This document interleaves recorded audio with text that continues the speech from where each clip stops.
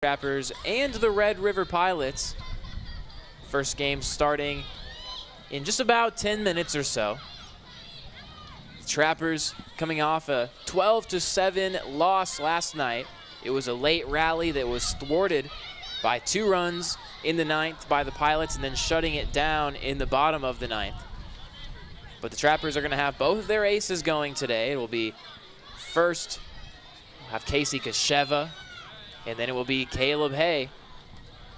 We'll see. Maybe we'll be joined by Caleb Hay on this broadcast today. I don't know. I told the guys just to have a revolving door of guests for me today. And so they are going to do something along those lines. I think it'll be Daniel Hab first that's going to join me, Trappers catcher. He has the first game off, and he'll be playing in game 2, and he's wanting to come up here, and I said absolutely. So he'll come join me just before first pitch.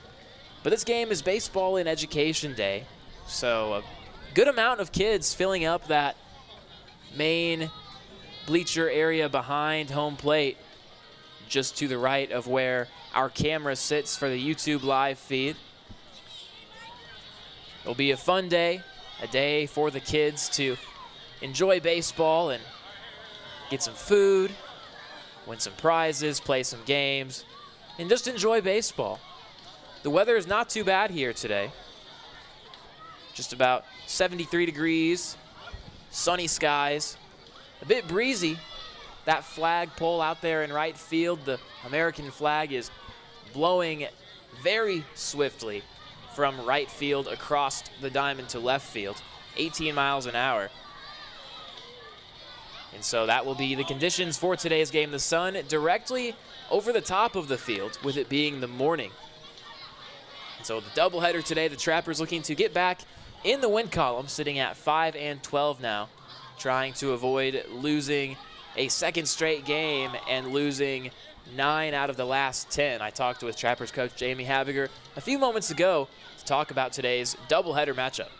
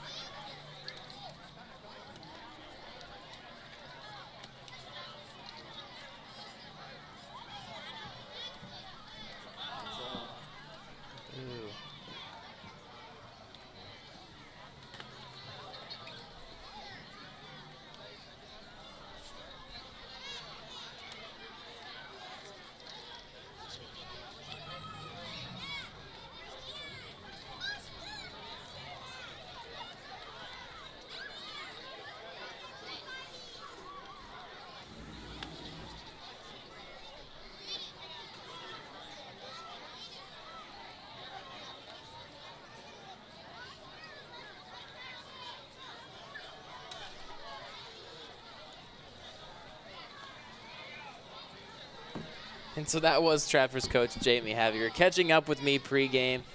You know, we both really love doing those would you rather questions. I don't know why I decided that was going to be a new tradition I wanted to do. It just crossed my mind. I think it was during the road series against Soares Valley. The team had lost 4 in a row at that point to the Sabre Dogs, who are out in front in the Expedition League by a lot.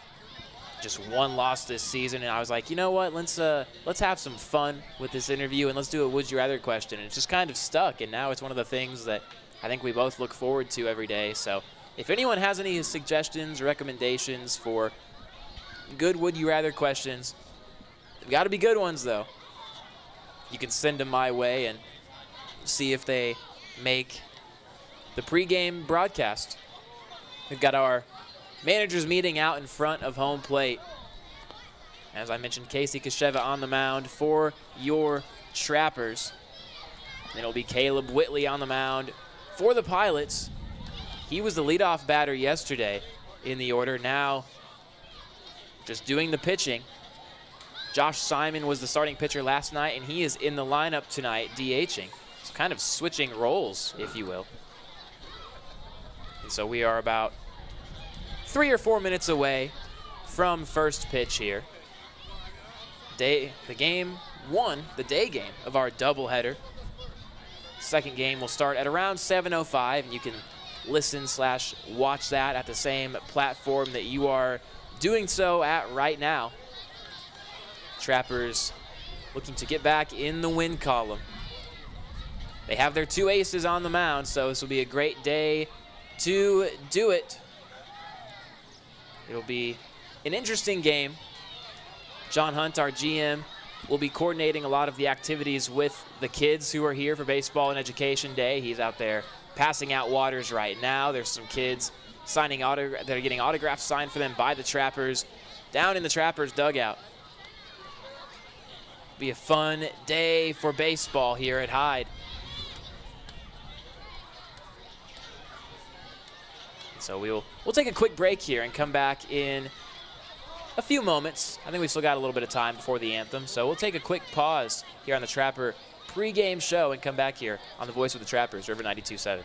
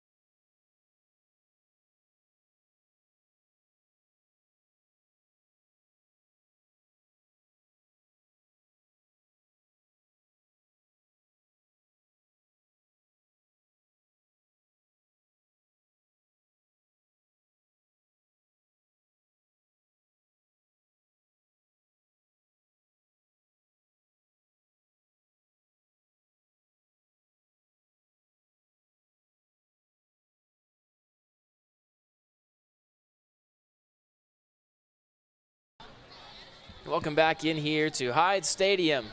Game 1 of our doubleheader here on the Trappers pregame show, listening on River 92.7 or YouTube Live, depending on the accessibility that is in front of you. I'm Ryan Breeden. Hear your voice of the Trappers. Getting through this doubleheader today, and it's game time should be coming up in a few minutes, but we're prolonging things just a little bit. Our typical public address announcer not here today for the game. So John Hunt will be taking those duties over while also trying to do 100 other things, which is pretty much what he always does. There was a conversation before the game talking about what types of wooden bats are for sure allowed to be used here in the Expedition League. Some of the rules on that not been fully cut and dry, so that was a conversation that was had before the game amongst coaches about what types of bats are legal to use in the league, what types are not. And so who knows, maybe that is a conversation that's happening right now amongst the coaches and the umpires over there on the far side near the Trappers dugout. So we're still just waiting to see where things go here. Game was scheduled to start between 11 and 11:05, now sitting at 11:04. Still need to do starting lineups and need to do the anthem. So I don't know. We're just having a huddle down there, figuring out what the game plan is of some sort.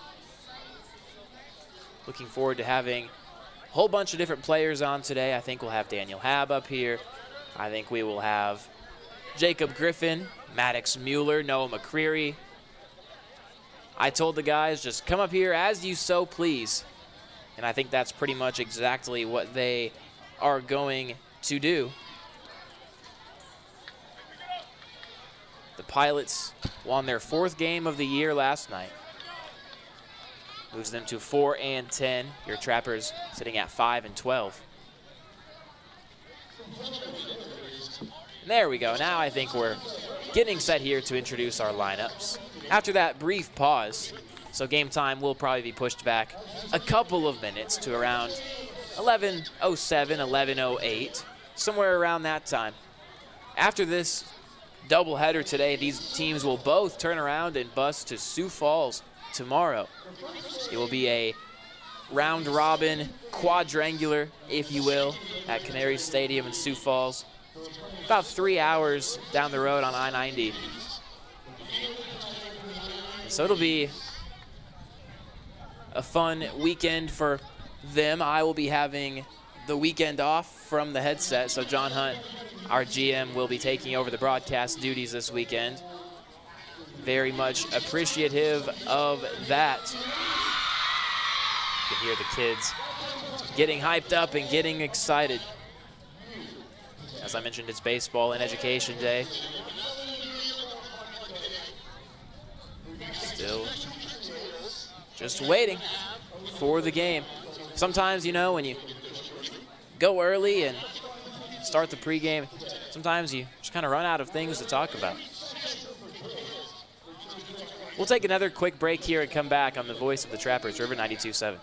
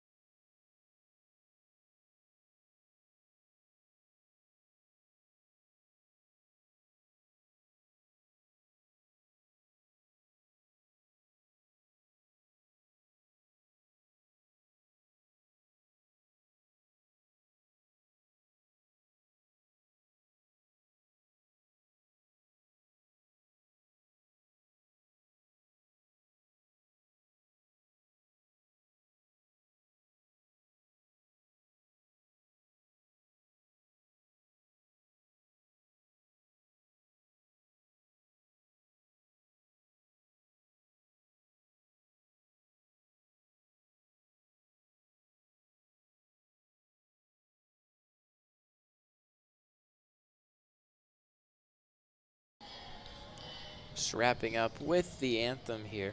Got some local kids on baseball in education. Wrapping up with the anthem here, so I'll wait just a moment for that to end.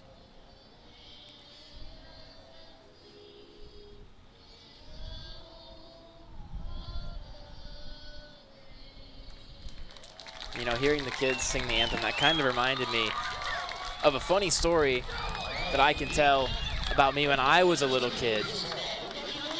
But I'll wait for Daniel Hab, my first guest, the Trappers catcher, to come up here, and I'll tell him the story along with you guys. It's more fun when you have guests and when it's not just me, myself, and I all up here with my lonesome. We're about ready to go here finally. About 10 minutes behind our initial first pitch time.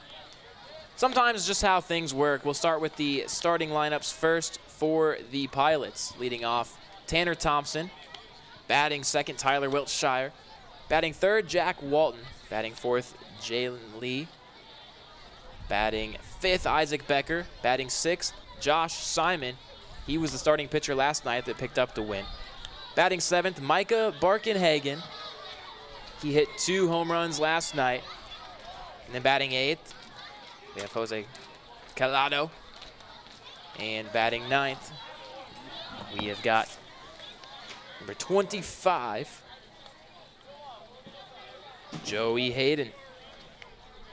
So we are about ready to go. Casey Kasheva, the starter.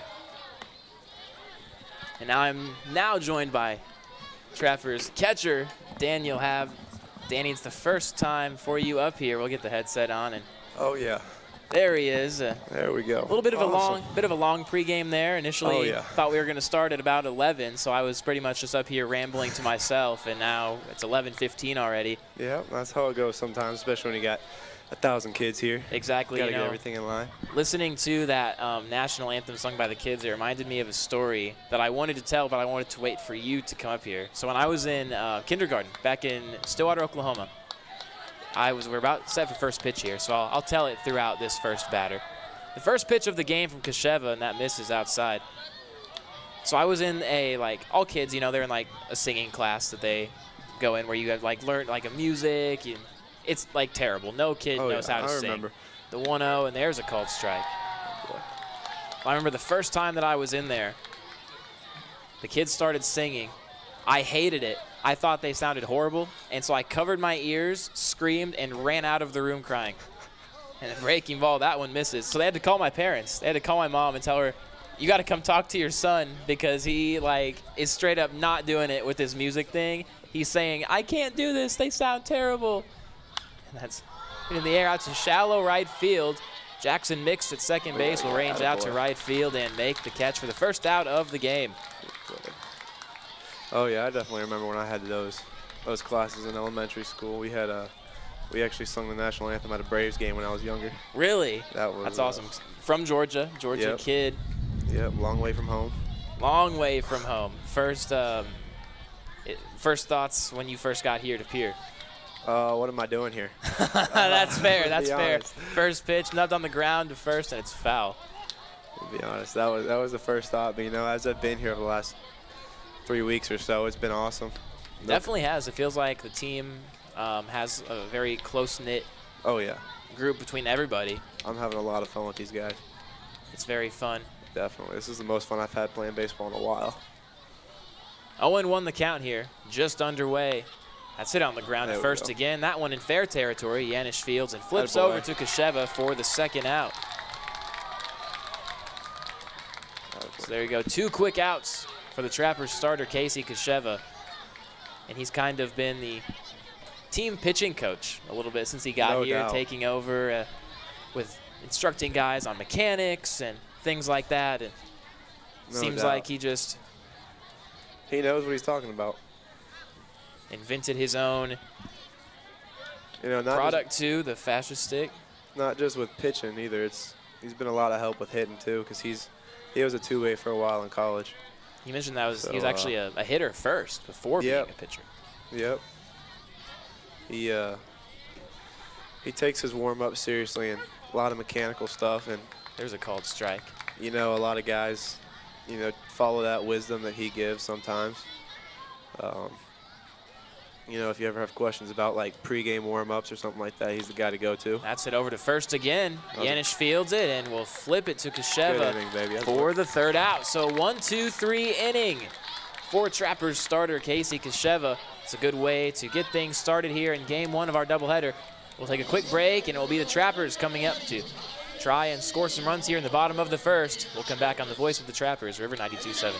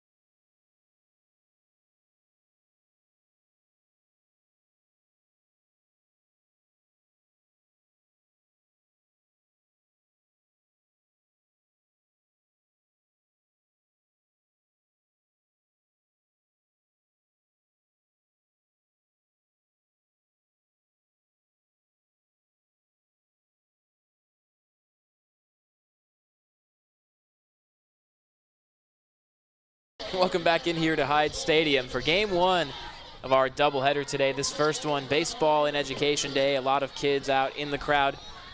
Ryan Breeden joined by Daniel Hab. He'll be catching in game two of our doubleheader tonight at 7:05.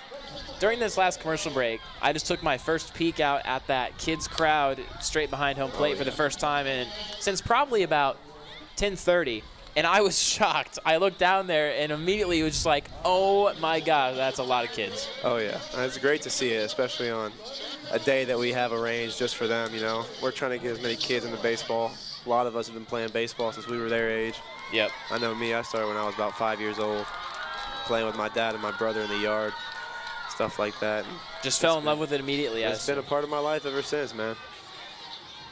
It's taken me a long way in life, so. Absolutely, baseball is it's a beautiful sport. Can be cruel, can be rewarding. Every range of emotions. No doubt.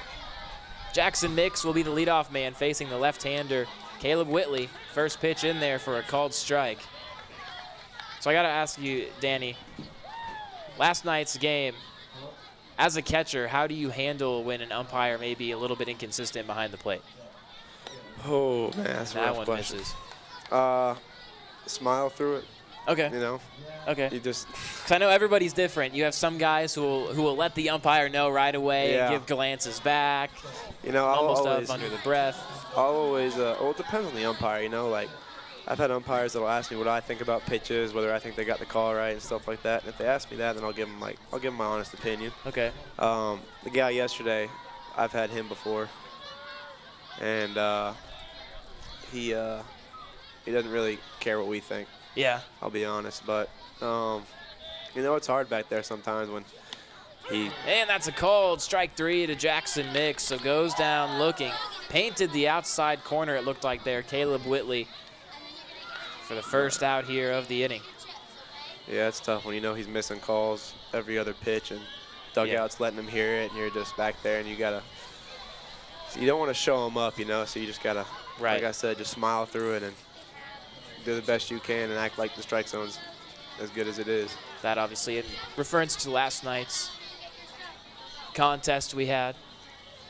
It's one of those things, you just got to get through it. First pitch to CJ Cumbo, check swing, did not go around. Count 1-0 here. So how long have you been catching for, Danny? Well, it's been on and off for the last 6 years, 7 years, really. Squares the bunt and pulls back, ball two. When I started off catching, I was probably in middle school, that range, and started off doing that. And, obviously I'm not really built for a catcher. I'm 5'11", 170 pounds. That misses low for ball three. 3-0 count to CJ Cumbo. My whole life I've been told put on weight and you're not big enough to catch and all that. And then throughout high school, I'd rotate, catching an outfield. So it's been on and off. 3-0, and that's a called strike. So do you prefer catching over playing outfield? You know, I love it. It's a lot of fun. It's a hard job. No, it really is. Yeah, it is. It's a thankless job, too. People don't understand how hard it is. The 3-1. Yes. That's called, well. No, he was pointing to first. Pointing to first. Okay. That was strange. That's ball 4. But it almost looked like the home plate umpire was giving a strike call, pointing to his right side, but I guess he was pointing to first, and you would have got Jalen Lee at first base from the Pilots kind of mocking that gesture he gave. Kind of weird, obscure. Every umpire does their own little thing. Oh, yeah. You have some of them who really get into it, really get animated. So a runner on first after the 1-out walk here in the bottom of the first brings up Logan Mckeever. Let's see what he can do. He's getting a start at third today. He hasn't started at third yet all year, I don't think. Has not. He was scratched from the lineup last time he was slated to. And that's go. ripped to left Atta field boy. for extra bases Atta down baby. the line. C.J. Cumbo rounding Get second, that. heading to third. Mckeever, and he's going to round it and actually job, head atta boy. back to first. There you So go, it is kid. cut off nicely by Joey Hayden in left field, but C.J. Cumbo advances first to third, and Mckeever got about a third of the way around there from first to second, but turned around and sprinted back, and probably for the better. He probably would have been Yep. hosed there at second. No, your speed, kid. There you go. Oh, boy, way to get the head out. First pitch swinging. Mckeever, his first time in the lineup since over a week ago when he was scratched after having some sort of stomach bug of some sort. Yeah, I got that for a little bit, too. That was not a fun. It's passed its way throughout the team. Yeah, thankfully it seems to have made its way on out the door, but Let's hope so. That wasn't fun. Tynan Shahidi. Especially on the road. 0-1 count. Yeah, definitely. And strike 2 swinging, so 2 swinging strikes for Tynan Shahidi, his first start with the Trappers. He subbed in last night and delivered a base hit and a 3 RBI triple in 2 of his 3 at-bats. Really sparked a late comeback attempt for your Trappers last night. The 0-2, that's hit high on the infield, maybe playable. It is playable. Collado, the catcher, makes the play, and Cumbo tags home and swipes it at home and scores. Heads up play from C.J. Cumbo. Sees that the catcher Collado vacated home and nobody was there to cover. Awesome. So C.J. decides to tag up and slide in. Heads up play for the first run of the game. You know, that's how you pick up your teammate right there, and we've been emphasizing that for the last few days. That is one of those plays that you put a star around at the beginning of the game, of something that gives you the momentum, just sets the tone for how the game is going to go. So the Trappers on the board after the sacrifice fly in foul ground. Mckeever at second. First pitch from Yanish, and that is just fair. Fielded by Lee, and he'll step on the bag himself, unassisted for the 3rd out. But your Trappers score a run here on a heads-up play by C.J. Cumbo to take home after the catcher vacated on that pop-up in foul ground. 1-0 our score through an inning of play. We go to the second on the voice of the Trappers, River 92.7.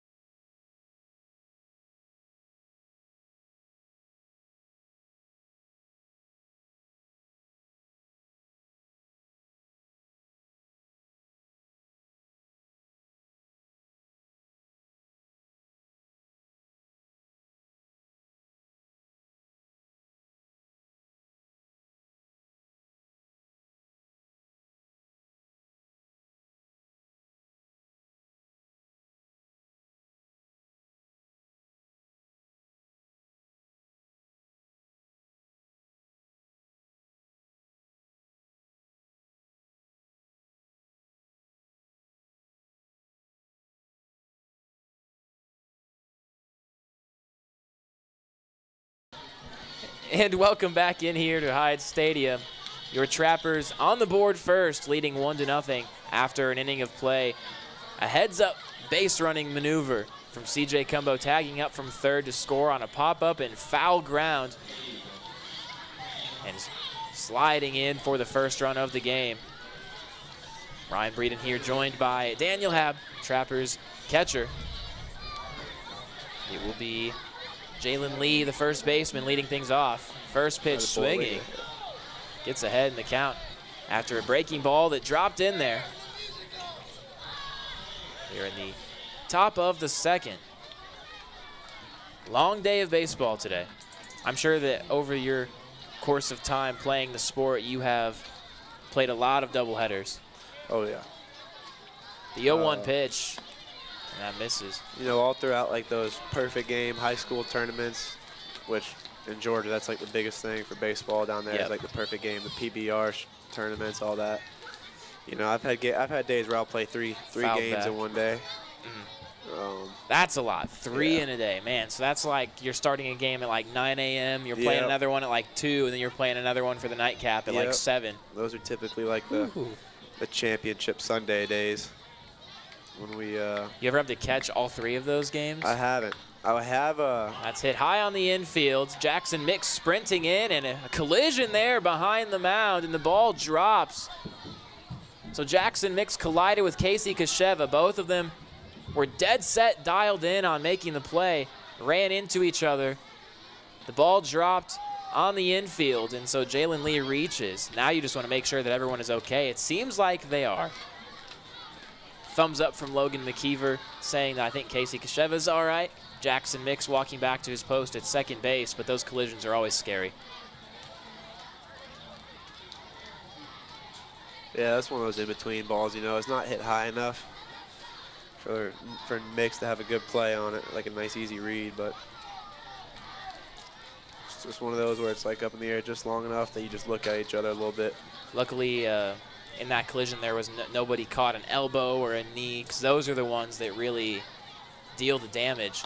Yeah, First pitch to Isaac Becker is a called strike 1, so a good way to get ahead in the next count after that. Ball that dropped on the infield on the collision. So Jalen Lee at first base. And the 0-1. And there's a called strike 2. You know, we had one of those when I was in high school where our catcher and our third baseman collided during a game in foul ground. And our catcher had to leave the game because he caught the third baseman's knee to the face, and his braces went through his lip. Ooh. And that missed up and in. See, that happened to me once. It was, we had a big old first baseman about the size of Colton over there. 6'5", Colton. Big dude. And there was a pop fly just like that and foul ground. And that one hit him on the elbow, so it was a 1-2 count, and Kasheva looks like he maybe just lost grip of the off speed, and it ran in and got him. So not an ideal way to start the top of the second. A ball that drops on a collision and then a hit batter.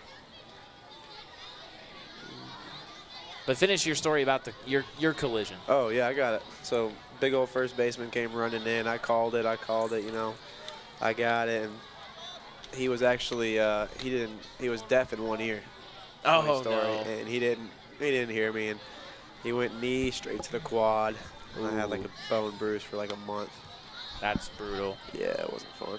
Probably just hurt to do anything. If you have a bone bruise in your quad, that hurts to like sit down, stand up to run. I couldn't catch. Oh, man.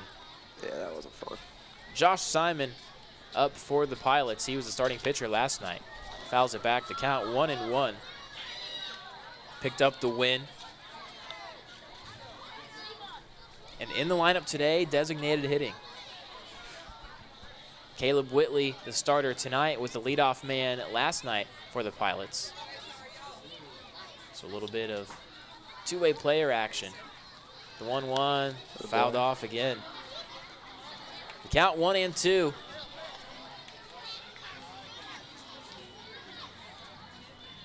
The sun pretty much directly above the infield. Plays differently during the day, especially for the infielders. The outfielders, in my opinion, the biggest. Yeah, okay. The 1-2 gets away and allows for both runners to advance. Just missed high, and now two runners in scoring position. on the wild pitch.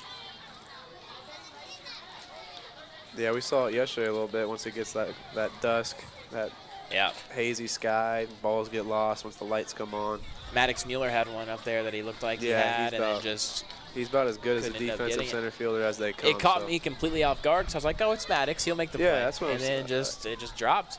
2-2 missed outside. 3-2. When I'm catching and I see a ball go in the air to center field, I just automatically assume it's caught if Maddox is out there. I mean, that's how good of an outfielder he is. Exactly right. Probably the fastest player on the team. I'd say so. Can cover a lot of ground. He's got the those payoff quick little pitch. legs. And it missed for ball 4, and it gets away and allows for a run to score. So Kasheva gone a little bit wild here, these last 2 batters. And we are now tied at 1. After a wild pitch, allows for Jalen Lee to score from third. So just like that, we are tied up here and still nobody out in the second. So what do you do as a catcher here after maybe a couple get away from your pitcher? Are you going out to talk to him? I mean, Casey knows what he needs to do. Like we talked about earlier, you know, he's almost like an assistant coach on this team. Yep. So, I mean, only time I would go out with Casey is just to give him like a reset if he gets like in a bad rhythm. If he just starts missing over and over again on like the same spot, or maybe if I'll pick up on something like mechanical. Micah Barkenhagen, that one missed high. Look, right now what I'm seeing with him is he's missing that. Yeah, there goes Jamie. I was gonna say he's missing that slider. It's probably a smart decision here to go check on him. He's missing everything arm side right now, so. Have a quick mound visit.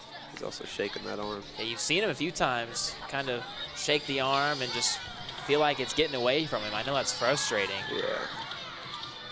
It's just how the sport of baseball works. There's days where you feel like you have it, days where you feel like you don't. Oh, yeah. Days where maybe you feel like your fastball is your best pitch, days where you feel like your slider is your best pitch. So it was a quick conversation. The count 2-0, Micah Barkenhagen. College teammates with Jacob Griffin, Caleb Hay, Trevor Seagraves. So they know him pretty well. And the rest of the Trappers faithful got to really know him well yesterday after he hit 2 home runs and drove in 5. Oh, yeah. Yeah, he killed us yesterday. He got hot. He's got a good swing. I'll give him that. Runners on the corners, a 2-0, and that one missed behind him. Count 3-0. I don't know. Something just doesn't look right with Casey right now this inning. It looks something just looks like it's not going right for him. See if he can get one across here. The 3-0, and that one hit him.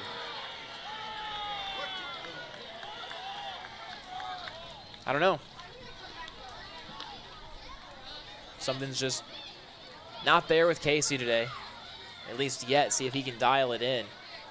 This was a similar issue in the start last night. Jack Van Camp gave up 6 runs in the second before dialing in. That second inning, man. That second inning's biting us. Hopefully, he's going to get a ground ball right here, though. Hopefully they can shut it down here. The infield playing in red formation. There's a strike. Gets one across. Yeah, everything's just arm side with him right now. So what could be a reason for that? Just I feel random, like he just needs to just almost reach out and feel like he's throwing it through Carson almost. Feel like one. There's a strike. Gets a check swing and a miss. That's what he's been missing today. He's been missing that slider. It's been backing up on him, and that's what those 2 wild pitches were earlier. He snapped that one across. Yeah. Ahead in the count, 1-2. Bases loaded, nobody out here. Top of the second, tied up at 1. I don't think I've ever seen that before. Did you see that? I wasn't paying attention. You'll have to say it in a second. The 0-2, and that missed high. What'd you see?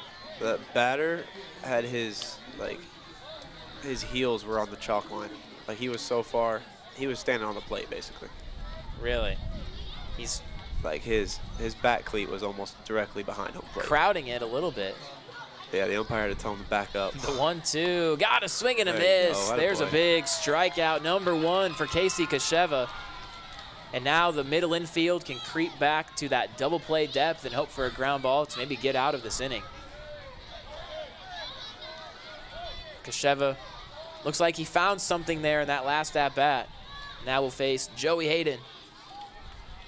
Bases loaded, one away. Kosheva looks in, and the first pitch. That one missed outside. So you guys have obviously a kind of a 3-catcher rotation between you, Carson Trump, who's out there right now, and Garrett Arnold. It's got to be nice having other guys that you can run stuff across, that can, they understand kind of the day-to-day things of being a catcher. That one just missed outside for ball 2. Yeah, I'll tell you what, back home for school back at Gordon State, all 3 other catchers got hurt for about 4 weeks, so I was the only catcher on that team. That's brutal. And 2-0, missed high, ball 3. Nowhere to put him here. You were talking earlier about double headers, and I would catch 14 innings on Saturdays for 4 weeks. Gosh. Yeah, that was so it's nice. It's nice having another catcher. Your body took a beating. Slack, yeah. Finally, the karma's coming back around in your favor. 3-0 count. If I catch, I come to the ballpark, and I'm just like, all right, I know I can, I'm either DHing or the 3-0, and there's a strike. Bases loaded, 3-1 count. Joey Hayden, the number 9 hitter and left fielder. Nowhere to put him here. Yeah, you just got to go attack him right here. It's not ideal, but. The 3-1. That's hit on the ground to short. Beavers Fields flips to 1. And not in time. So they get 1 out there at second base. A run does score. Fielder's choice. Ground out there, so. If you can get out of it giving up just 2, that would be something that I think you're okay with. Yeah. Able to get that fielder's choice. The run does score. Especially because it looks like we're seeing this guy well so far on their pitcher. Yep. Pilots leading now 2-1, and there's a called strike. Back to the top of the order, Tanner Thompson.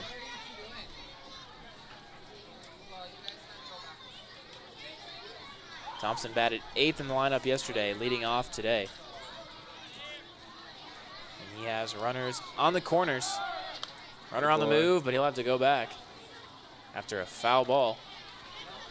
See, that's something Casey does a really good job with, is mixing up times and holding runners on. As catchers, we really appreciate that. Makes your life a lot easier. Yeah, it gives us a chance. Makes us look cool when we throw somebody out.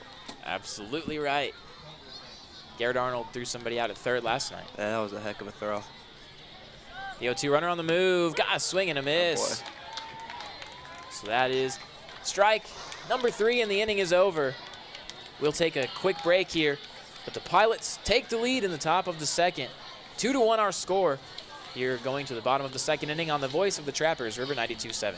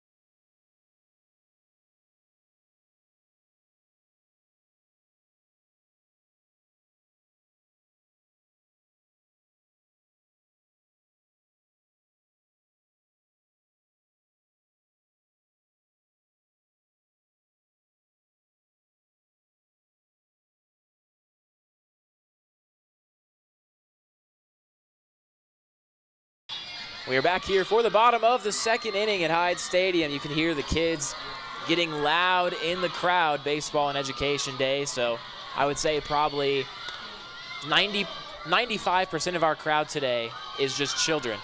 The other 5% is taking care of them. Yeah, pretty much. All hands on deck. I would not want to be the one to take care of that mosh pit out there behind home plate.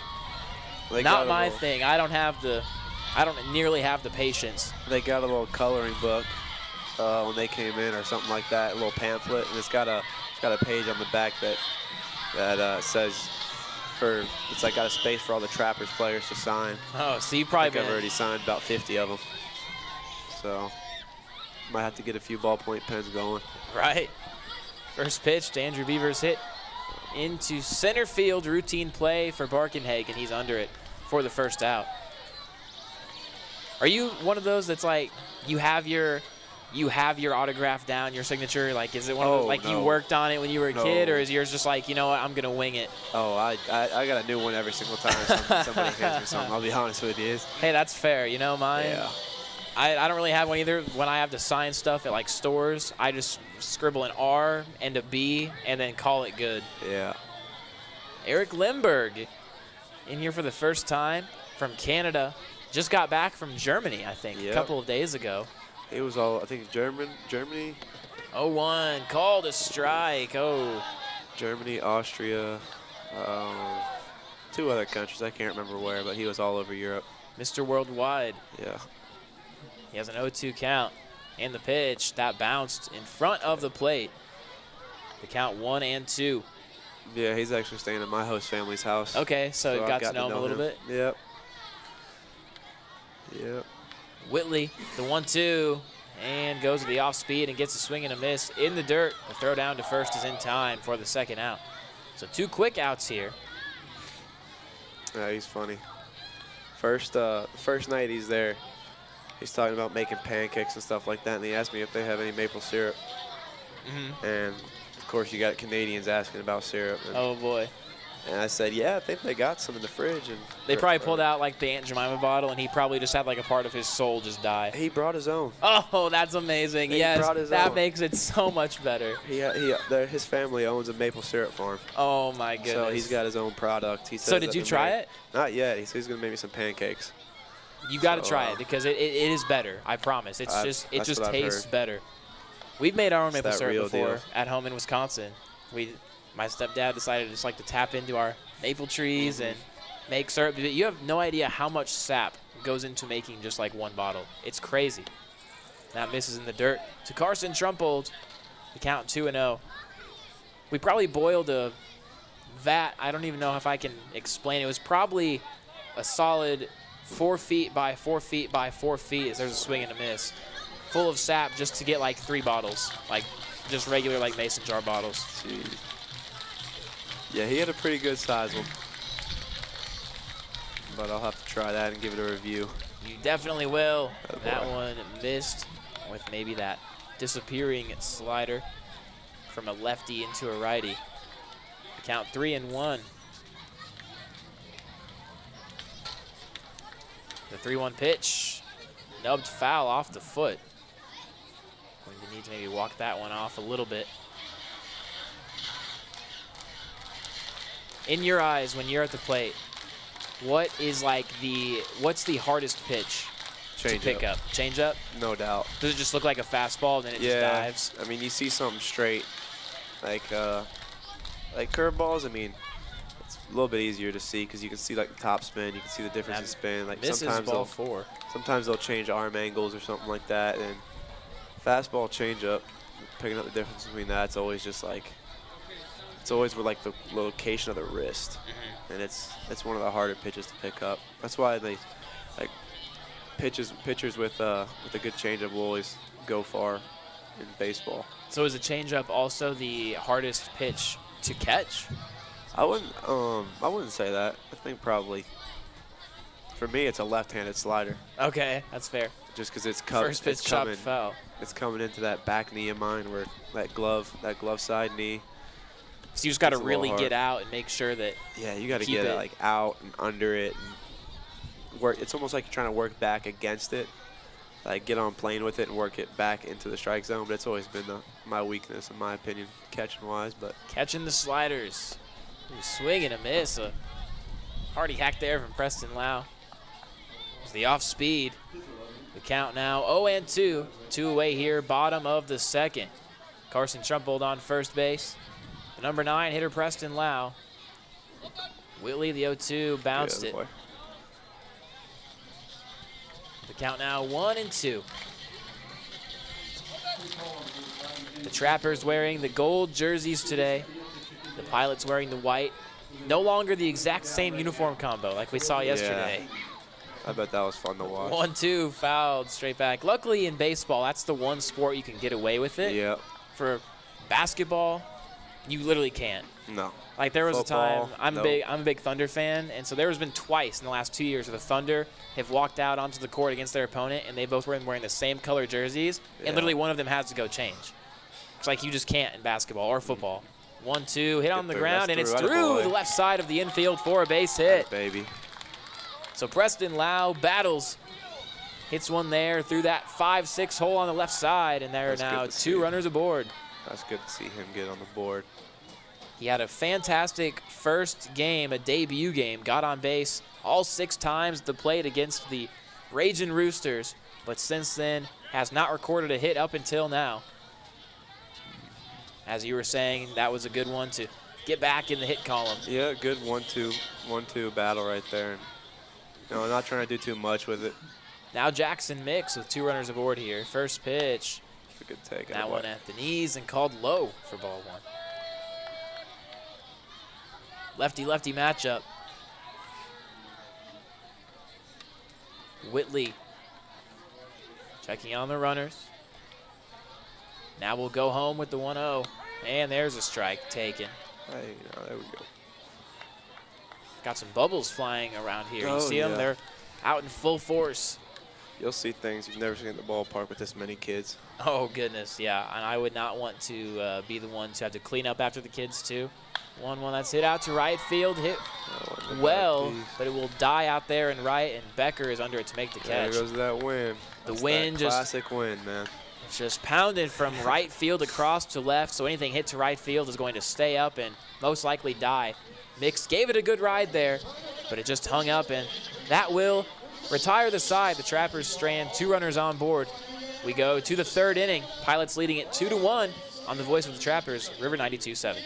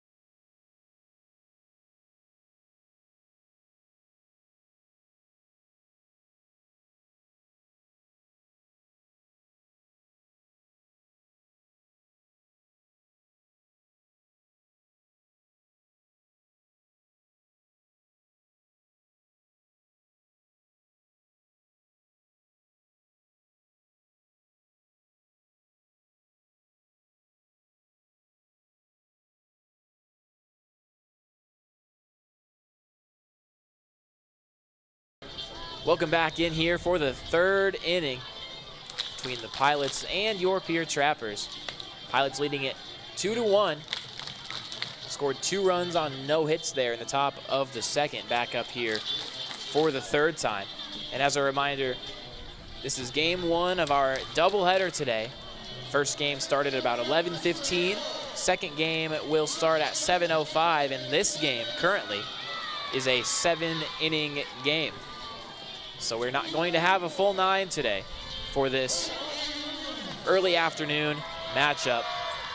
It will be a 7-inning competition, which I think is probably for the better. Keep guys fresh, don't overwork them. Yep. You can hear the kids there. They're electric today, man. Oh, they're out in full force, having fun. You know, these are things that, as a kid, you just like coming out, having fun, meeting players and getting autographs. You don't even care who it is. Doesn't even matter. First pitch of the inning. That misses outside.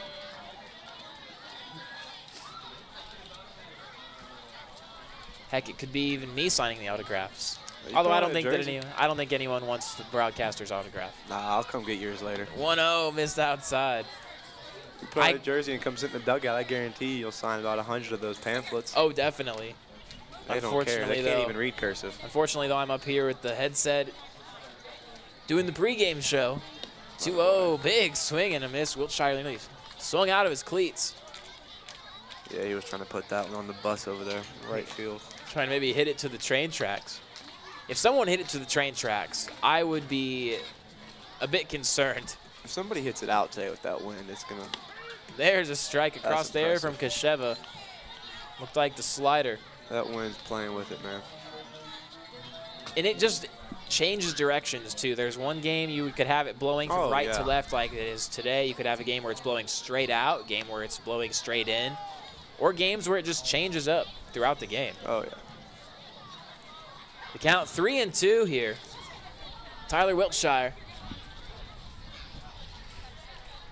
And the payoff pitch. Hit on the ground to first. Yanish Fields on a hop and flips it to first in time. Attaboy. And there is one away. I'll tell you what, he looks smooth over there today. He sure does. That's the third time he's had a ground ball hit his way. Fielded it cleanly every time. So one away here in the third. Pretty much an entirely new lineup today for the Trappers compared to last night's game. Trying to get guys some rest. I think it actually might be an entirely new starting nine. I think so. It is. Yeah, it is. Just on that quick glance. Entirely new starting nine for the Trappers today is what we had for last night's game, and that's a called strike. Coach Jamie likes to shuffle up the lineup and get guys their looks. That's hit on the ground to first again. Yanish Fields flips to first and in time. Mr. Automatic over there at first base, Colton Yanish. He's money with those flips. Oh, man. He's been practicing. Yep. I tried to give Colton some lessons at the bowling alley the other day for how to bowl it straight, and I was like, you just need to think about it in the same way that you would flip a ball to first. That was what I told him. His next throw, he throws a strike. Oh, yeah. You were at the bowling alley with us. Yeah. I can't really bowl too well. There you go. That's it. In foul ground, Yanish may be playable. He is under it and gets called off by Mix, who makes the play. That's probably a better idea. You know, the first baseman typically surrenders that to the middle infielder every time. That was a good inning. We needed that right there. Quick inning. The Pilots go down in order in the top of the third. We remain 2-1 the score. Trappers looking to even things up here on the voice of the Trappers, River 92.7.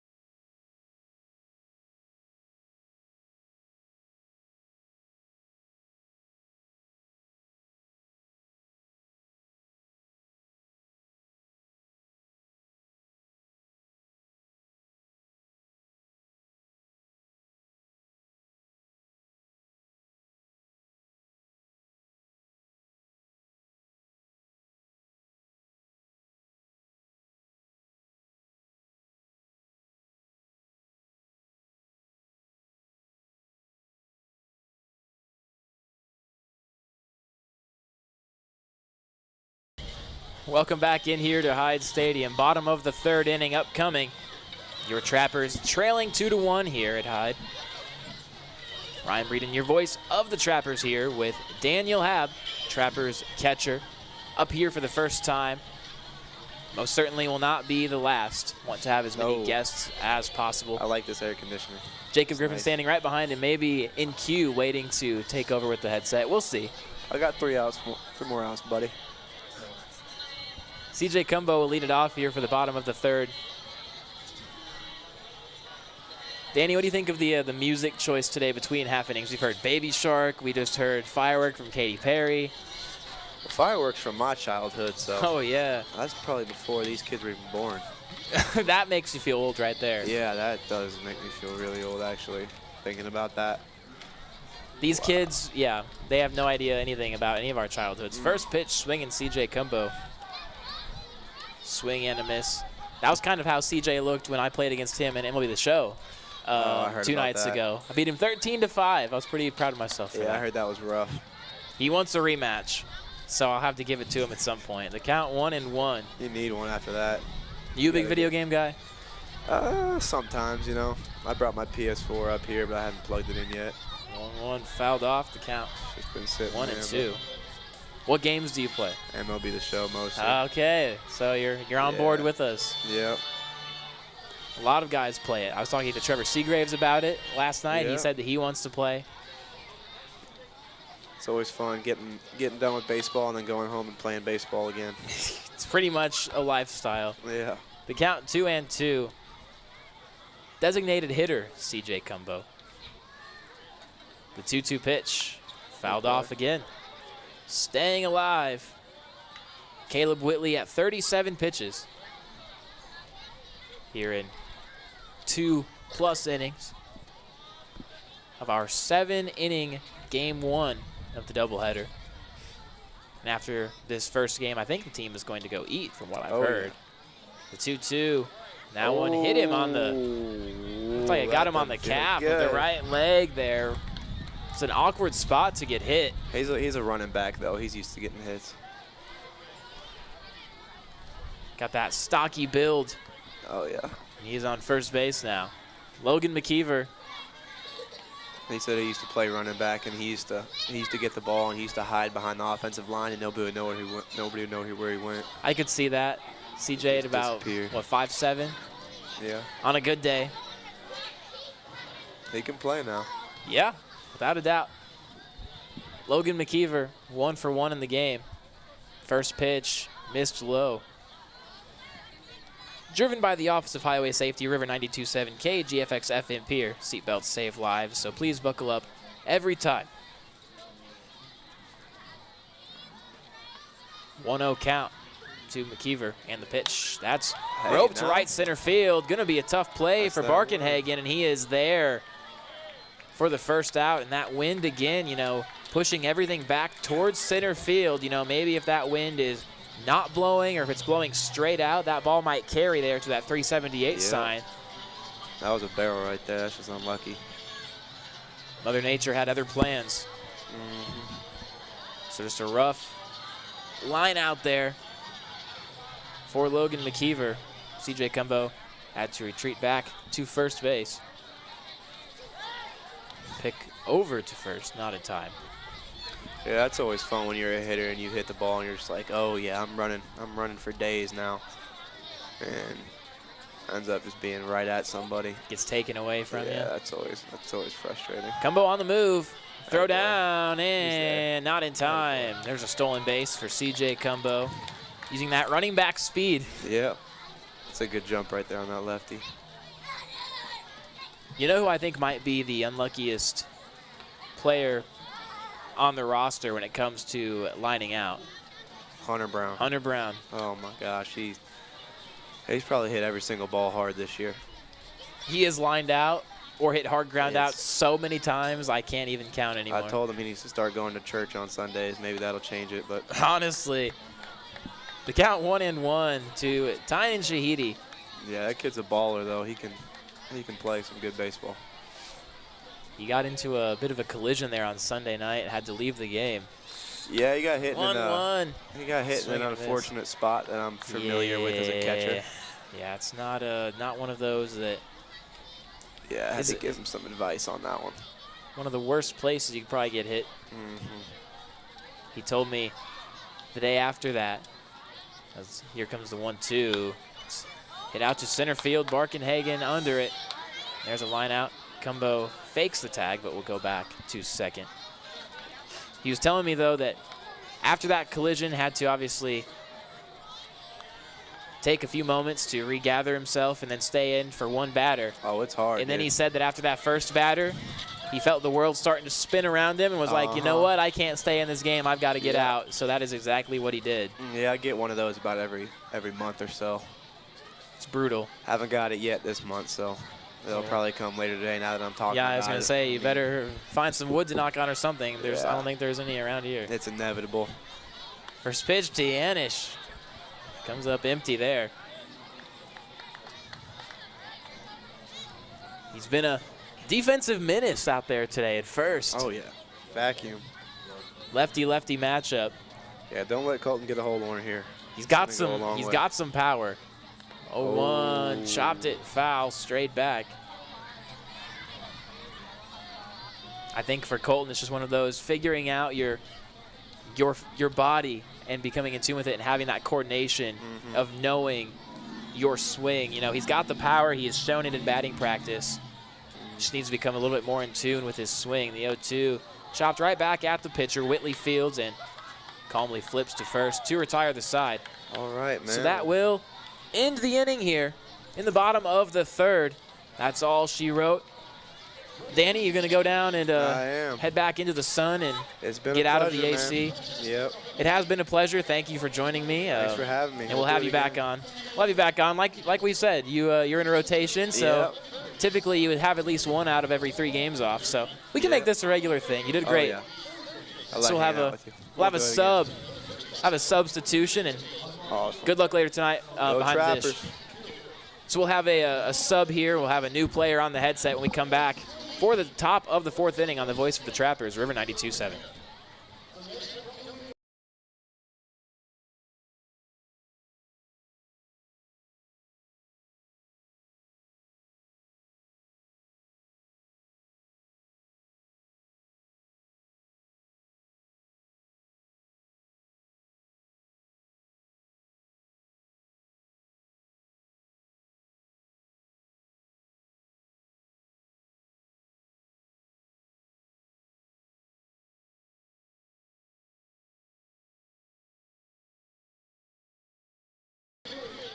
Welcome back in here for the 4th inning at Hyde Stadium. Casey Kasheva back out for the 4th. He will throw pitch number 50 of the outing here in a moment. I've got Jacob Griffin with me now. We just had Daniel Hab up here, and he's going back down. Now we've got Jacob Griffin out of the lineup here for game 1, but might have to leave and be ready at a moment's notice to pitch. Isn't that right, Jacob? Yeah, I mean, it just depends on how Casey's feeling. I mean, he's at 50 pitches, but he's a dog, so that's a 7-inning game. So he might just be himself. You know, he can go 7. I've seen him do it. Yep. I've seen him go 8.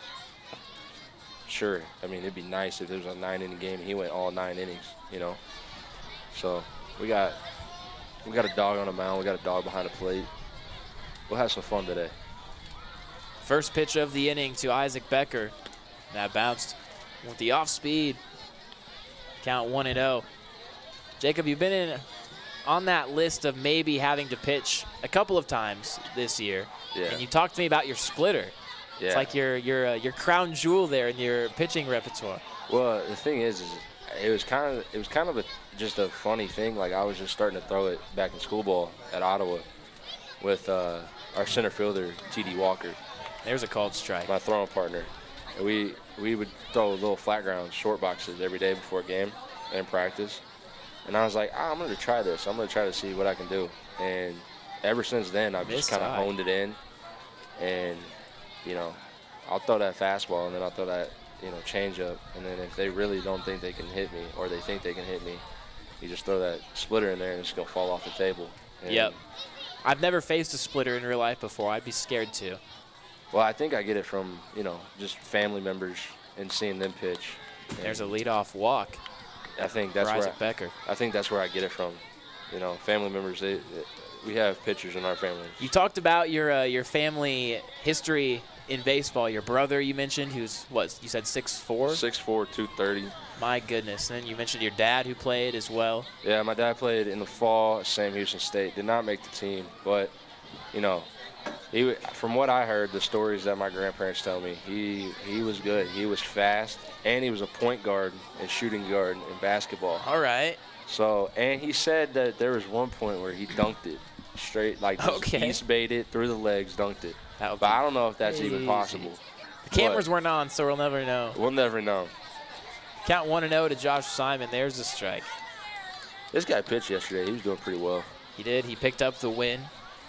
I think 7 innings, 6 innings maybe. Yeah, my cousins have also played.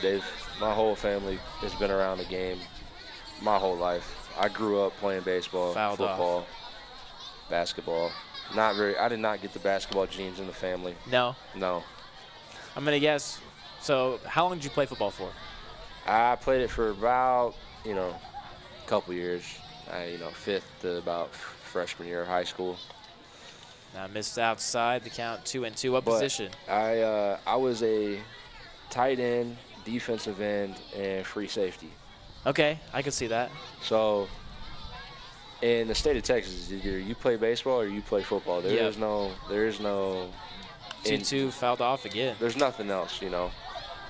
Nothing else you can do. Yep. It's true. It is true. I have a lot of friends that are from the state of Texas, so you go and drive around and you just see the high school football stadiums and you're just like, really? That's a high school? Yeah, that's rope to left field on a line. Lindbergh on the move, and it's over his head. That's going to maybe score one. We'll see. Becker's going to hold up at third, and so that's an extra base hit there off the bat of Josh Simon. Just lasered it. That wind kind of maybe pushed it a little bit there towards that left field wall over the head of Eric Lindbergh. Becker might have thought that was caught. That ball was absolutely destroyed off the bat. That got to the fence in a hurry. Yeah, that was. I wonder what the exit velo was on that. I'm going to probably say, I'll say 98 to 100. The other way, I mean, first to third, but you should go first to home on that usually. Over the head. The ball might have just been hit too hard. Might have not given him a chance. Maybe. You're pretty familiar with this guy up here. Oh, yeah. Micah Barkenhagen fouls one off to the left side. This is a college teammate of mine. We've had some long nights, staying up late, talking. He's come over to the crib. Baseball house. Baseball house. And, man, we've had some moments. We've shared a lot, He had 2 home runs last night. Yeah, it's kind of one of those things. I've seen him do that multiple times. Like in BP, he is outright probably the best hitter that you've ever witnessed. Like I would put him up there with Griffin Dorsey. He has the same hair as Griffin Dorsey. Yes. He has that bleached blonde, like that's bit of the mohawk. It's not even bleached. It just looks like it. It's not. It's natural. Wow. 1-1 fouled off. He's up there hacking. But, I mean, I don't like to root for the other team, but, you never want to see a teammate on the other team do bad. Yeah. You always want them to do good. For sure. Absolutely, because it's a bond that you have. And ultimately, it's summer league ball. You guys are both there to get better for when you go back to school. Hopefully he's my co-partner this 1-2, fouled again. Hopefully we can be a battery, the 1-2 punch. And we got another guy at Ottawa that I was trying to get out here. But I hope he's doing well. He's recovering. So maybe that would be us 3. So hopefully we do well. The 1-2. That one ran in and got him. Looked like on that hip. You know what, though? I'm much rather him get hit. He can wear it. He can wear it because I don't want him to go 3 for 3 with a bomb, 2 bombs again. Yeah, you're okay with him taking first and not making it 5-1 instead. Oh, yeah. I mean, it all depends on how, life is, how life is going. I don't even know. Now it is Josiah Collado, the catcher, with bases loaded and nobody out. Not one of those situations you like to be in. That one spikes and gets away, and Becker will score easily. Maybe if I was Mix or Logan, as an infielder, I'd go talk to Casey. Yeah. I would go talk to him. I would. He had a rough top of the second. 2 runs scored, and there was no hits in the inning, so it was just a lot of walks, hit by pitch, wild pitches. And then he looked like he figured it out there in the third, got a 1-2-3 inning, but now here in the top of the 4th again. Things looking the same way as they were in the second. Yeah. Hopefully. Wow, First pitch in the dirt. Second pitch in the dirt, actually. We have Simon on third. He is getting a massive lead. Got to check and see this here. He is. Oh, he sure is. He is almost halfway home. The 2-0 missed high. It's kind of weird how, baseball works. The baseball gods is like what we like to say, The baseball gods. Yep. Some days it's just our days and some days it's not. But, if I was Casey or Carson. 3-0 missed, ball 4. That one not even close either.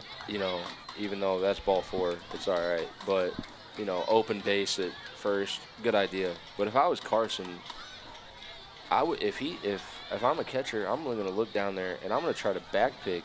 Yeah. I'm going to try to back pick Simon at third. Gets a huge lead and an even bigger secondary lead. Because the thing is he's not going to expect it. Yeah. Because he stands there and he waits. Now, most guys, they'll hustle back to the bag in fair territory. But if he's in foul territory, easy lane down there. Easy lane is So what we like to call it. A quick conversation there on the mound with Casey Kosheva. Yeah, Carson was probably telling him, hey, look, just hone it in, be you, be great.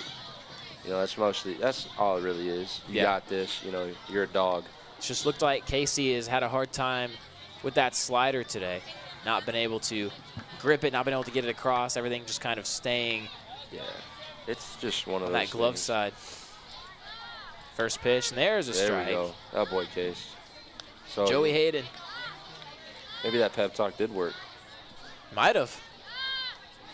I know a lot of people are always curious what goes on in those conversations on the mound when you have one of those talks.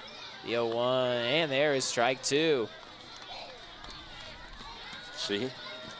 So after that quick mound visit, Kosheva followed up the 4-pitch walk with 2 straight strikes here. Infield playing in. The 0-2. Let's hit on the infield. Come on. Mckeever in foul ground is under it, battling the sun, and makes the catch while drifting back into fair territory. With that sun being directly above the infield, that is a very difficult play. That was going to be a tough one today, you know. It looks like we might have some action in our pin. Looks like a little Brady going down there. Brady Glenn. Brady Glenn. So you might be up on deck here sometime soon to go get warmed up in the pen. Yeah. We're feeling, you know, but I hope Casey does good, you know. Yeah. Tanner Thompson, that one hit him. First pitch, just missed in again. Just that hand side just been missing inside every time there, or not every time, but when he's missed, a lot of them have been inside and hit some batters. Here's the thing, though. It's only 4-1. Yeah. In the 4th inning. That's you know, it's still a close ball game. It is. We almost came back last night. Yep. You know, it just. That was the 4th hit batter of the game for Kosheva. Oh. All of them have been righties, and they've all been pretty much in that exact same way where the ball is missed inside up near the hip. Yeah, you know. Tyler Wiltshire, the count 1-0. Bases loaded, one away here. A double play would be fantastic right about now. Oh, it'd be amazing. We got middle back, corners in. 1-0, swing and a miss. Packing. That was a hefty swing, as you just mentioned. Yeah. Corner infield's playing in, setting up maybe a play at the plate. Middle infield playing in double play depth. I like this setup. This setup's good. You know, 1-1. And that just missed. Where did that miss? Is that out? Looked like an off speed. I think they're going to say it was maybe a little bit out. I was talking with Daniel Hab about the strike zone last night. Just one of those where, you know, it's inconsistent. It's hard to really get a beat on it, and just sometimes you just can't lock into it because you don't know, you know, what's happening, what's coming next. Yeah, you know, I struggled last night at the plate, but you can't let the umpires affect your game. Right. It's easy to let them. Oh, it's easy for them to get in your head. But I got some good advice from my hitting coach last night. Yep. What was that? And he said, look, Swing you're going to be great no matter what you do. And your goal should be taking one pitch at a time, one swing at a time. You should have the most checked out swing that every swing you should be clear mind. Yep. And take it one pitch at a time. One pitch at a time. Payoff pitch and a swing and a miss. A big punch out there for Casey Kosheva.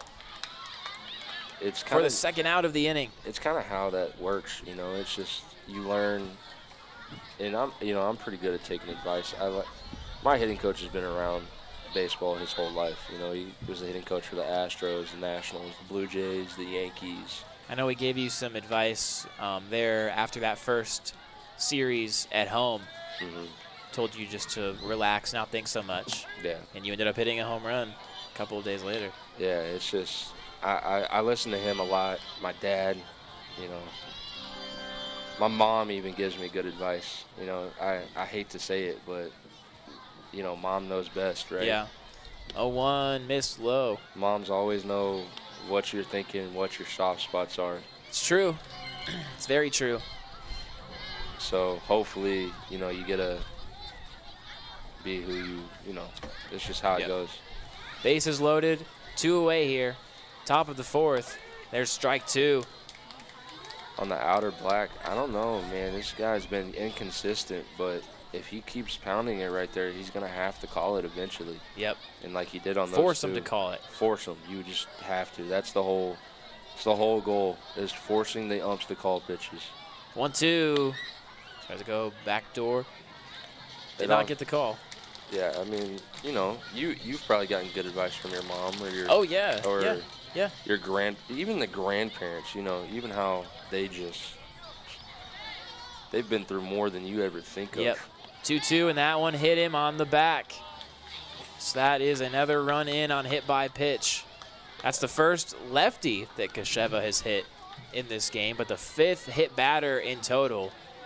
And I would have to assume, with Kasheva now at 83 pitches, 5 hit batters, and the Pilots now winning 5-1, I would have to assume that the end of the road is quickly approaching here in this game for Kasheva on the mound. Hopefully not, you know. Hopefully he can find it. Hopefully he can find it, you know. But we got a dog coming in anyways. That's called a strike. With Brady. Brady's a new kid. You know, he had his... Down at the plate. So that will end the inning, but 2 runs score for the Pilots on that 2 RBI double from Jalen Lee. Makes it 7-1, but a nice relay there to Beavers and then to Trumple to tag out Walton at the plate. So 7-1 our score. We go to the bottom of the 4th. We'll take a quick break here on the voice of the Trappers, River 92.7.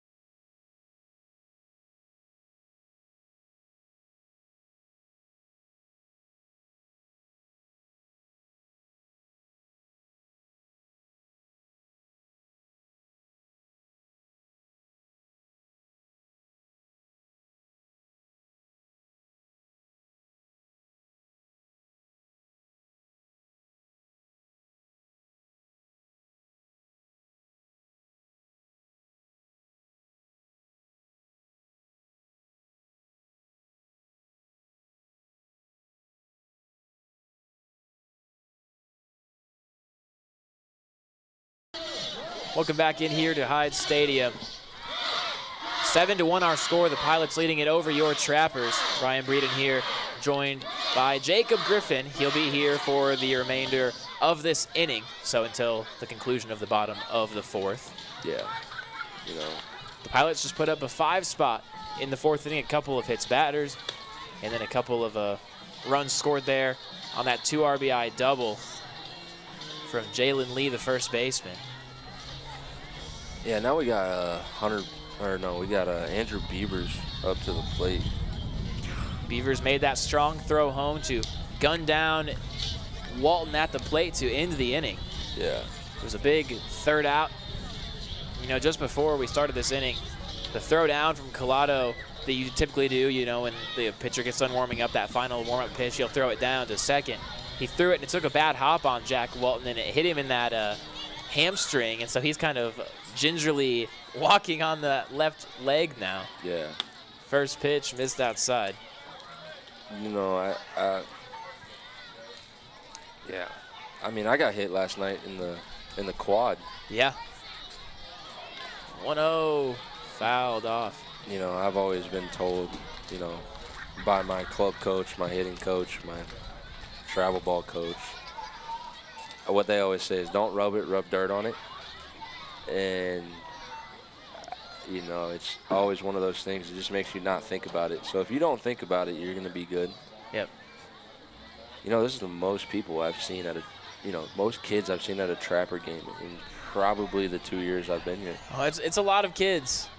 I've got John Hunt about 10 feet to my right now, maybe catching his breath. He's been herding all of the cattle out there behind home plate. He's been doing good. Entertaining the kids. I do not have nearly enough patience to do that. I don't even know. Do we have the Boys and Girls Club and the YMCA here? And kids from Lower Brule, from all over, about an hour and a half away. Kids are coming from all over the state. Wow. Thanks to all of them for coming out today. So there you have it from John Hunt. It's always fun to play in front of kids, give them autographs, sign, anything they give you. I mean, I've had to sign hands, shoes, arms. Count 3 and 1 now. I've signed so many things. I couldn't even tell you what I've signed. I've signed a broken bat that wasn't even mine, but I did. Hey, it works. It works. The 3-1 fouled off. off. Healthy hack by Beavers. 3-1. You're looking for a fastball. He got his fastball. He just fouled it straight back. Just missed it. Count full at 3-2 here. Leadoff man in the bottom of the 4th. Payoff pitch. That's hit to the right side in foul ground. Is it going to be playable? No. No, it's not. Jalen Lee made a run for it, but could not get there. Yeah. The count remains full at 3-2. This ballpark has got weird foul territories on our side. We got a hill, like a grass hill that comes out, and then the fence comes back in towards the bullpen.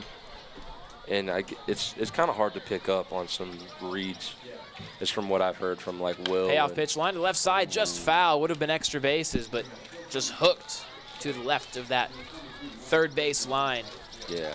That foul territory in at Bancroft Memorial is also a little bit weird. You play out there in right field a lot, and they have light poles just put up in foul ground. Oh, yeah. It always – and what's crazy about Bancroft is that the telephone wires are live. Oh, man.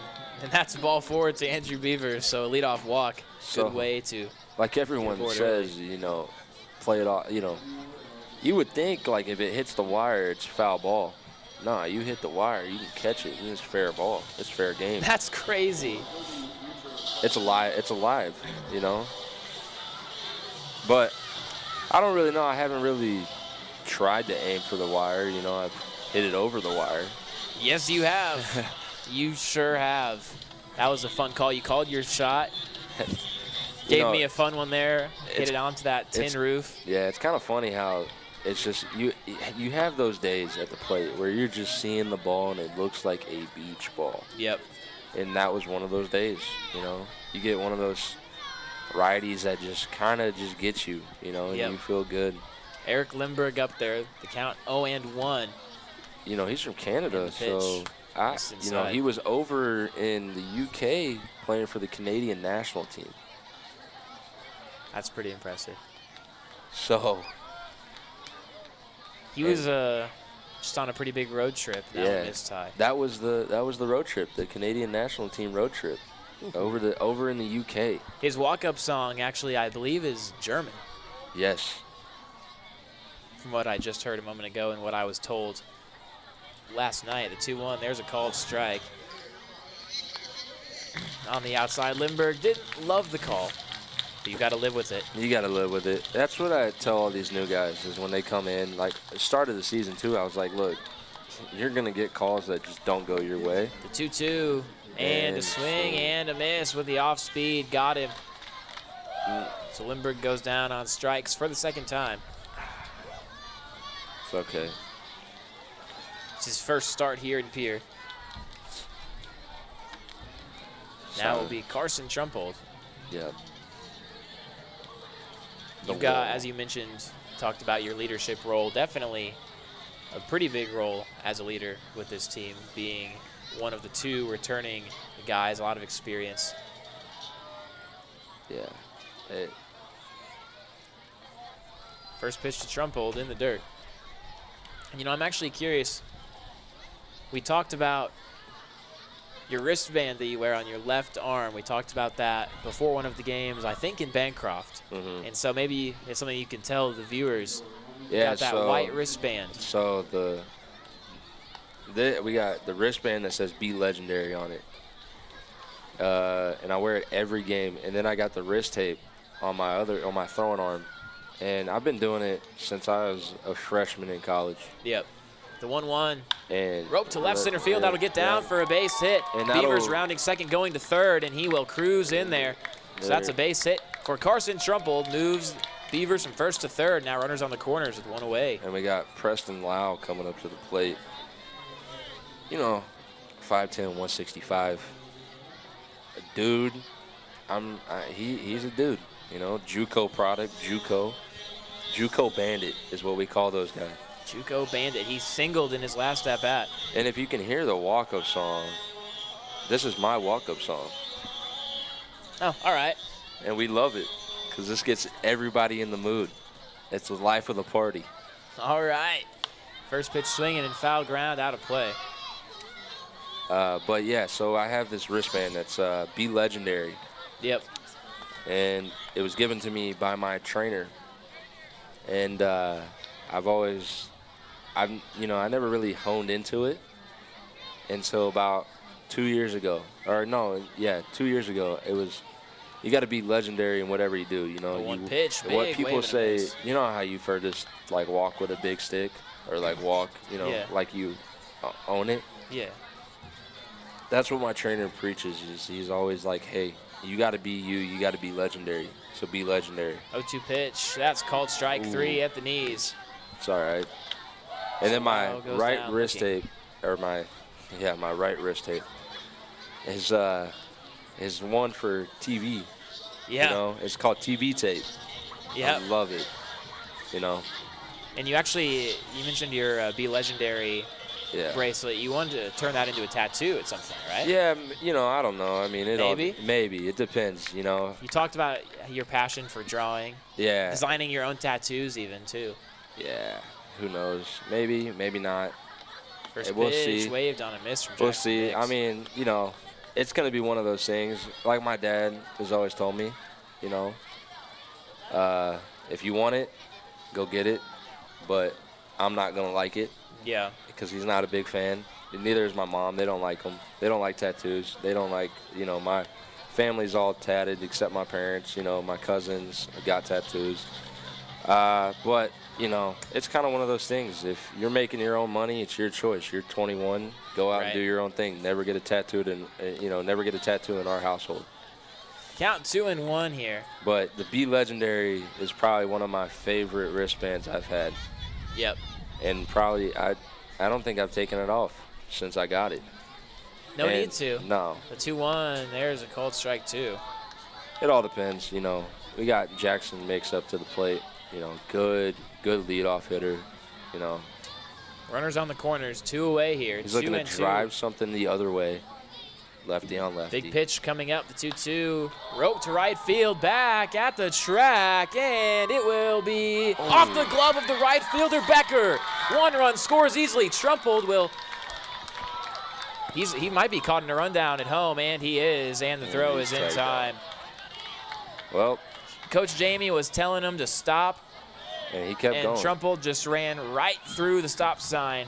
Got himself into a bit of a pickle there between third and home and was thrown out for the final out. Well, it's been fun. It has. The Trappers put up a run and cut into the deficit, make it 7-2 now. So that is a RBI double from Jackson Mix that ends up scoring just 1 after Trumpold is thrown out the plate. Yep. That will take us to the 5th inning, Jacob. Thank you. And go down and maybe see if you're needed in the bullpen. Yeah, go Trap. Go see if you can maybe send someone else up here as well. I will try my best. Okay, sounds great. We'll take a quick pause here. 7-2 the score. Pilots leading it over your Trappers on the voice of the Trappers, River 92.7.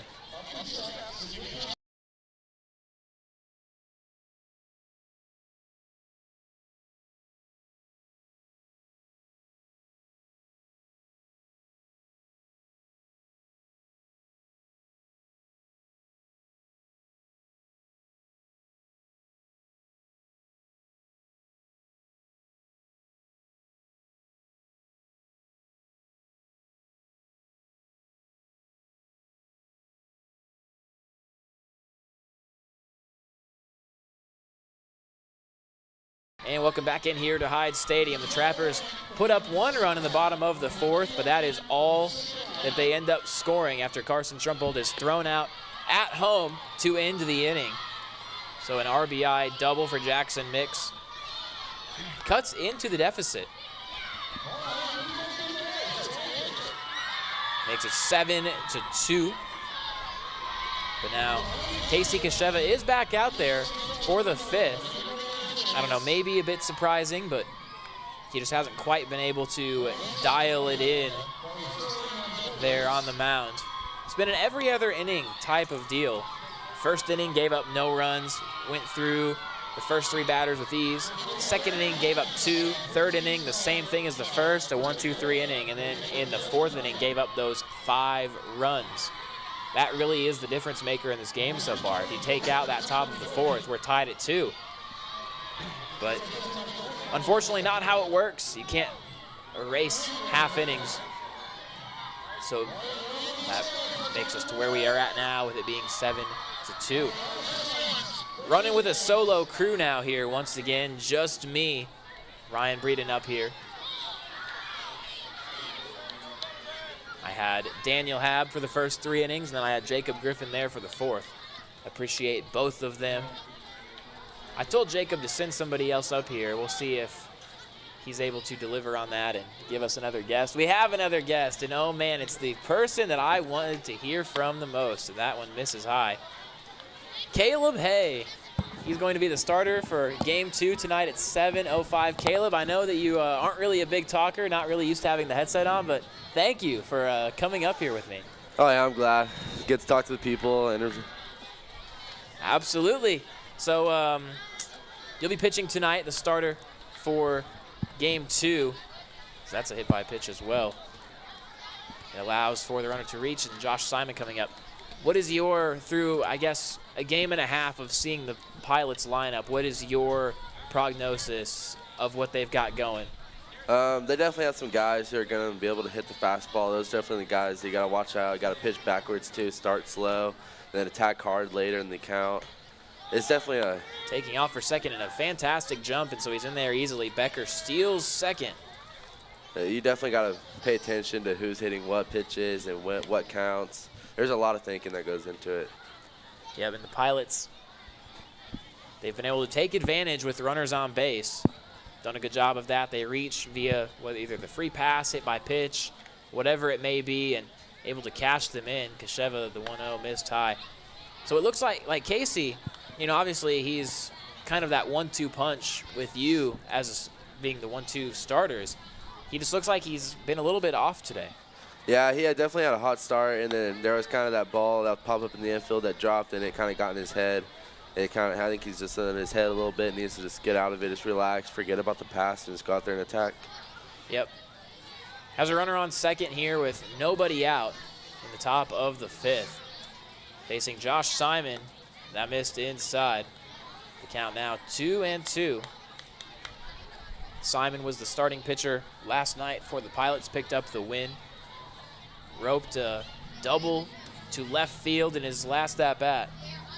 Swings it from the left side. And the pitch, that one bounced and nearly hit him. And Becker just easily takes third with really no contest down there. So the count full, 3-2, and Becker has stolen second and third.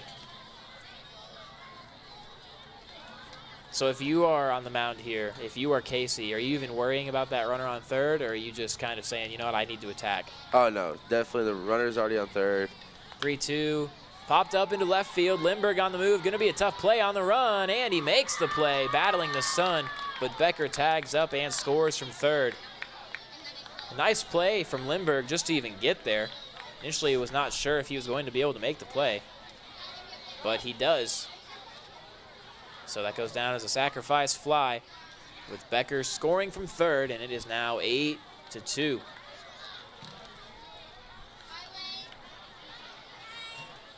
So I've talked before with some of the guys about Casey just with his role of being kind of like a pitching coach for the team. Do you have conversations with him as well about just like mechanics and stuff like that? All the time. First pitch swinging fouled on the ground. Yeah, he really knows what he's talking about. We the other day we were doing some like just arm recovery stuff with plyos, and he actually has his own thing that he created. Yep, that fascia stick. Yeah, it's cool. He I gave me love it. one, and I talked to him all about it, and it's super cool. Oh yeah, he definitely really knows what he's talking about. I listen to everything he says. 0-1 misses. The count 1-1. Kasheva wearing the bright blue glove. Got some color to it. 1-1 pitch, fouled off. Micah Barkenhagen, you know him. Oh yeah, I know him real well. Went to college with him for a little bit. He had 2 home runs last night. 0 for 0 today. No at-bats technically. The 1-2 missed outside. Yeah, I know he's annoyed with those 2 hit by pitches. Yep. There have been, I believe, 6 in total for Kasheva tonight. He's a third of them. And the 2-2, that one not even close, rolls all the way to the backstop. Yeah, he's definitely the guy that'll hit the fastball right in the middle if you leave it there. Don't want to make a mistake to him. Yep. The count 3-2. 1 away here. Top of the 5th inning. 1 run already across here for the Pilots. Kasheva looking to record the 2nd out of the inning. And the pitch fouled off again. A battle up there.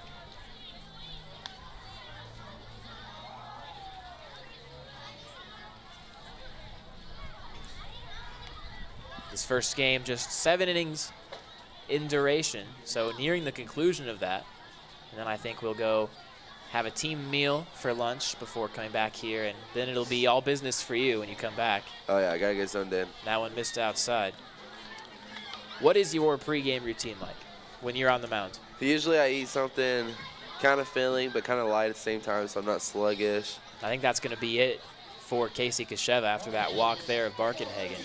We'll keep it here. We'll keep it here for this pitching change, because we'll talk with you for a minute about your routine. So, eat something a little light, a little heavy. Drink a Bang. I drink half of the Bang before I go to my bullpen. Drink a little bit when I get back from my bullpen, and then usually I finish it throughout the game. And I always have a bag of candy during the game too. What kind? Sour Patches. Okay. That's my favorite. I love them. All right. Sour Patches is my go-to. It's kind of like the Marshawn Lynch with his Skittles type of deal. Caleb Hay with his Sour Patch. Yeah. All right. There's that dude in the NFL with free. DK Metcalf. Oh, yeah. No, DK Metcalf, you're right. Eat 3 bags of candy, 1 coffee, and 1 meal a day, and it looks like that. Like, that's you're right. crazy. It's DK Metcalf. You look at that and you think, how's that possible? Yeah, or I don't. I'm sitting up here in this Hyde Stadium press box, sitting at a whopping 6'1", 150 pounds, and I look like I'm basically as thin as a rail. Yeah, I'm I think 5'11", about 200 pounds. Yep. I've always tried to like add on weight. I say try. I try for like a week, see no progress, and then just give up. See, that's most people. It takes time. Yeah, it does. I've been like 150 pounds for the last 5 years. That's great. When I left to college in August, I was 170 pounds. And when I came back in like February, I was 205. Jeez. So what did you do? What's the secret? In and out and working out. All right. A lot of in and out. Well, if only I had in and out. I guess I'll have to substitute it for like Whataburger or something. I see the head shake immediately. I know that's a hot button. Not a big Whataburger guy. That's like the West Coast versus like Midwest Central part. Yeah, Texas versus California. Yeah. It's that rivalry. Whataburger versus In-N-Out. My cousin moved to Texas a couple years ago, and when we went out there to visit them, there's a Whataburger and In-N-Out by each other. And I asked him which one was better, and we went there. It wasn't that good. Really? He said that it's good the first time, but then it gets old real quick. What did you get when you were there? I just got a regular cheeseburger. Yeah, that's fair. So when I go to Whataburger, I really don't get burgers anytime when I go there. I only go there for one when it's like midnight, right? Like I'm hungry, me and my friends are hungry at midnight, and we go to Whataburger, and I get either the honey butter chicken biscuits or a breakfast burger, which has like a patty, an egg, some bacon, some hash browns, and then like some sort of like sauce they put on it. But that's all that I get. I don't get like the burgers or the chicken or anything like that. I'm just two things. That's it. Simple. Brady Glenn, the pitcher for the Trappers. First pitch misses low. See, our go-to back home is our midnight little snack is Jack in the Box. They have a midnight munchies meal. Okay. It's go-to. Jack in the Box. That's fouled off out of play. Back into the stands. Oh. We'll see if a kid can get to that one. It'll probably be a track meet to get there. That's a lot of kids, though. I still can't get over it. Every time I peek around and peek my head to that left side, underneath that Hyde Stadium, I don't know, you can call it mini grandstand, whatever. That's too many kids in one place for me. Oh, yeah. 1-1, and that one just missed. I definitely can't do that every day.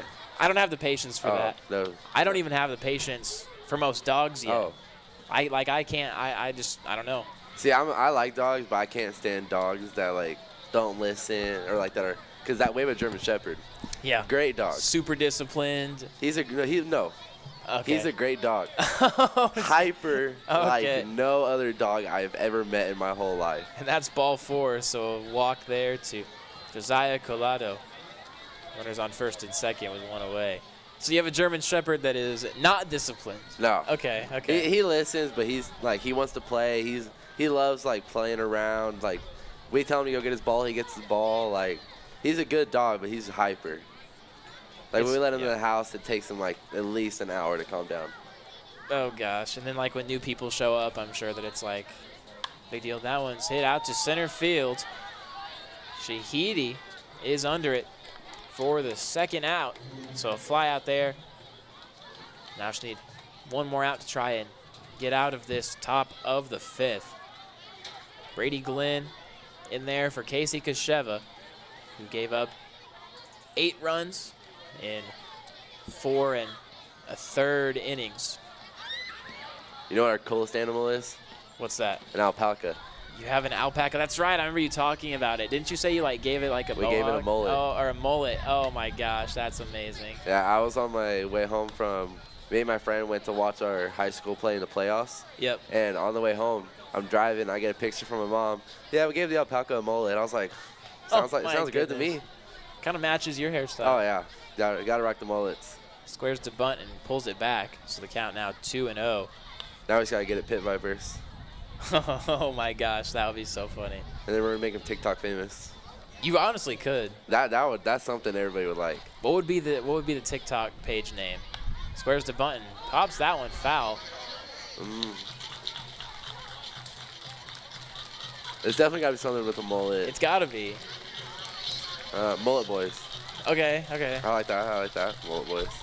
And that can work. Count 2-1 here, 2 away. Top of the 5th inning. Brady Glenn on the mound. Tanner Thompson at the plate. Runners on first and second. Pilots leading it 8-2. The pitch got a wave and a miss. Went with the off speed there. Got him swinging.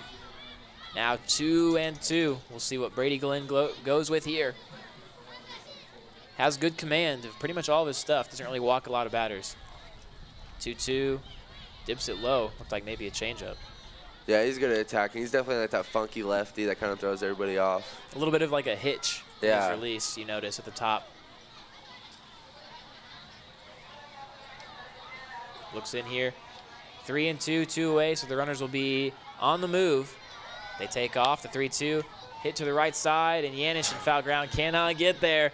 Tried to get on his horse, but could not quite do it. We were talking about him before, how he's still kind of figuring out his frame and his body and growing into it and becoming more in tune with his extremities. Yeah, he's a funky one. Colton, he is a funky one, but he's a good one. Oh, yeah. He definitely could be a good. He just needs to work on it. Payoff pitch, hit to the right side and through for a base hit. They're going to send the runner around, and the throw to third is not in time. The snap throw to second, also not in time. So Barkenhagen scores from second base, and the runners advance to second and third. Makes it 9-2 here. Just snuck that one through the right side of the infield past Jackson Mix. Not really a whole lot you can do about it. So that'll go down as a single with an RBI and runners advancing. Now it will be Tyler Wiltshire. First pitch, and there's a strike. Attacking early in the count. That's what we need. Definitely got to work better early in the count, get ahead, because then the batters are playing more of a defense. The 0-1 fouled off the mask of Carson Trump. The count now 0-2. 2 runs are scored here for the Pilots in the top of the 5th. The most recent one, an RBI single from Tanner Thompson. If you want to try and come back in this game, need to try and hold things right here where they're at. Certainly don't want to let either of these runners on base score. 0-2, missed. It's like that changeup. Oh, yeah. I never could throw a changeup. I just would release it high every time. Changeups are one of the hardest pitches to throw, but they're also one of the hardest pitches to hit. Daniel Hab was saying when he was up here earlier that it's the hardest pitch for him to see when he's at the plate, when he's up there. Because it usually has the same spin as a fastball. It just drops. It just drops. 1-2, and that's nubbed off the end of the bat, and luckily it hooks foul. That would have been one of those that would have brought in both runs and could have classified it as maybe a bit of a cheap hit if that would have gotten down off the end of the barrel and just blooping to left field, but luckily it hooked foul. No foul lines in the grass in the outfield. That is so weird. That's tough. I've never seen that before. I haven't either until right now. There's just the infield chalk lines, but the paint doesn't extend out to the poles. I honestly just realized that now that you said that. 100% umpire's discretion on any ball that's close. Oh, yeah. The 1-2. It's roped to left field. Lindbergh on the move, and he makes the play. Over the head catch there to retire the side, and it was a big out to try and maybe keep this doable. The Trappers have got 3 more innings to work with on offense. And they're down 9-2, going to the bottom of the 5th inning here on the voice of the Trappers, River 92.7.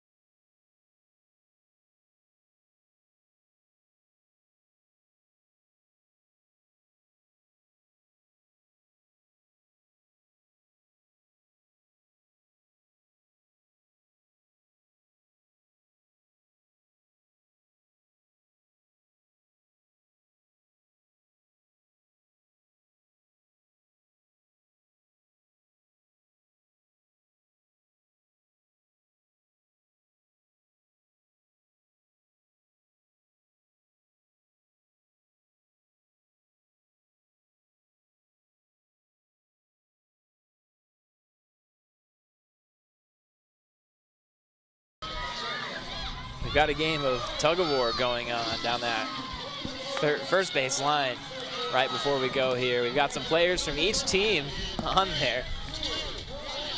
Will Hoke and Anthony Barraza are pulling for the Trappers side.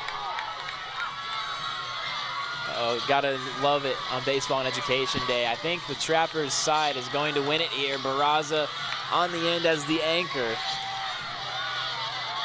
Really pulling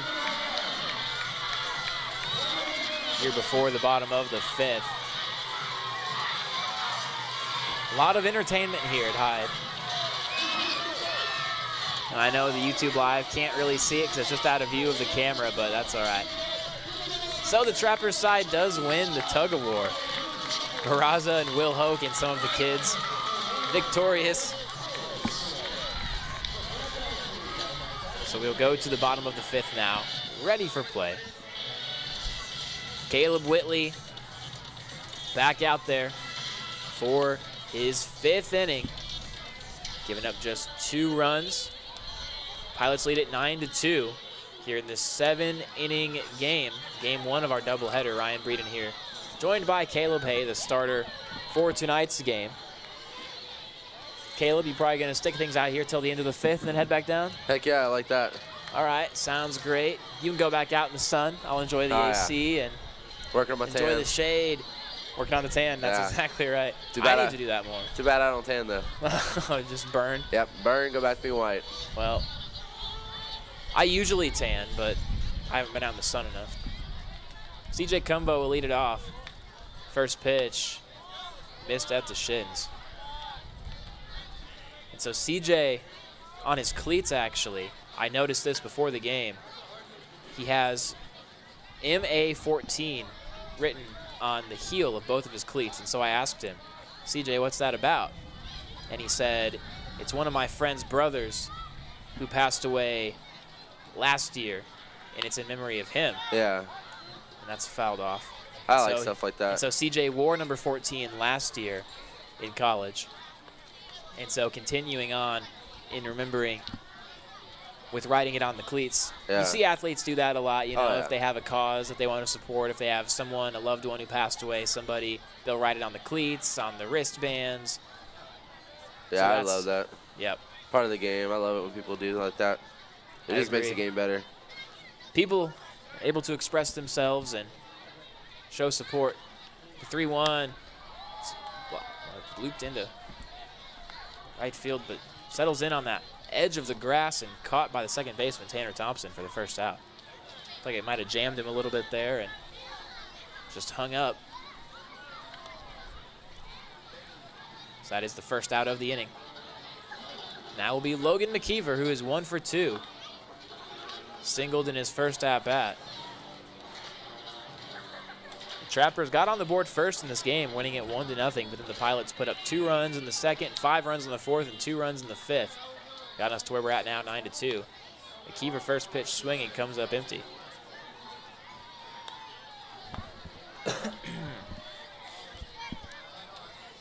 So the count 0-1 here.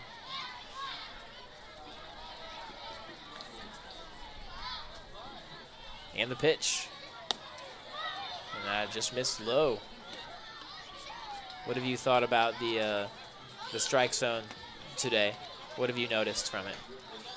It's not that bad. There's definitely been a couple calls that he's missed or made a little iffy call, but at the end of the day. Rope to shortstop, fielded on a hop from Walton. The throw to first is in time for the second out. At the end of the day, we can only see from the dugout, so there's not really a 100% chance if we're right or wrong. Right. Yeah. I know I've talked to a couple of guys about last night's umpire a little bit. Just one of those where you kind of shrug your shoulders and say, I don't really know what to do with this. Yeah, last night was definitely brutal. I definitely thought that there was some bad calls. There was one that was in the dirt, and he called it a strike. That's hit on the ground to third, and it's off the glove of Wiltshire into left field from Tynan Shahidi. I don't know. I have the power here with the score. I'm the official scores keeper, so I have the power. Do I give that a hit or do I give it an error? I think it was a hit. It was a hard hit. He definitely took a bad hop. We'll see what that gets to. What do you guys think in the box? You gave it an error? All right, fine.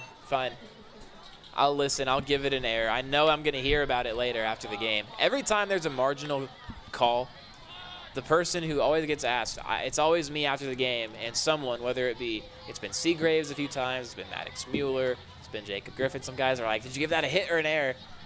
And then if I say that I gave it an error, they always try to plead their case with me. And they're like, oh, come on, I would have beat it out anyway. Or, oh, it wasn't a routine play. Or, oh, he didn't even get his glove on it. And it's like, well. There's definitely a lot of, like, in and outs of it. Because there definitely is. Like, you don't even put a glove on it, then how can you say it's an error? It's chopped foul by Yanish. But it's just whatever you think. It's 50-50. I generally like to side with rewarding the players, but sometimes you just can't. I don't know. Oh, yeah. And I only score the home games. So for the away games, when they ask me, I say, I don't know. I didn't score it. The 0-2 pitch to Yanish and got him swinging for strike 3. That will end the inning. So the Trappers go down on 4 batters in the bottom of the 5th. Score remains 9-2 after the strike 3 from Colton Yanish. So Caleb, I assume you're going to go down and hang out with the team for these last 2 innings and get ready for tonight. And so I appreciate your time. And if you have anyone down there in the dugout who wants to come up and chat for the last inning or 2, send them my way. All right, I got someone. All right, sounds good. Thank you, Caleb. Thank you. And so we'll take a quick break here, and we will go to the 6th inning on the voice of the Trappers, River 92.7.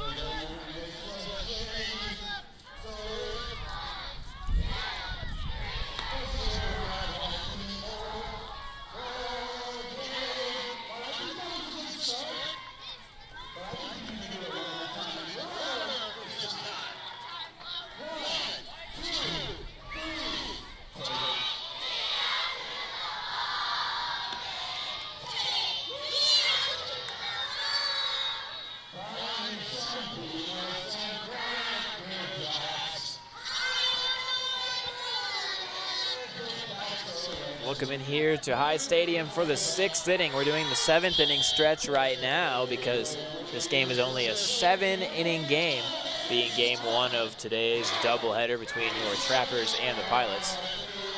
Pilots winning it right now, 9-2. Brady Glenn back out there for his 2nd inning of relief. Picked up the final 2 outs there in the 5th. He will face Jack Walton to lead it off.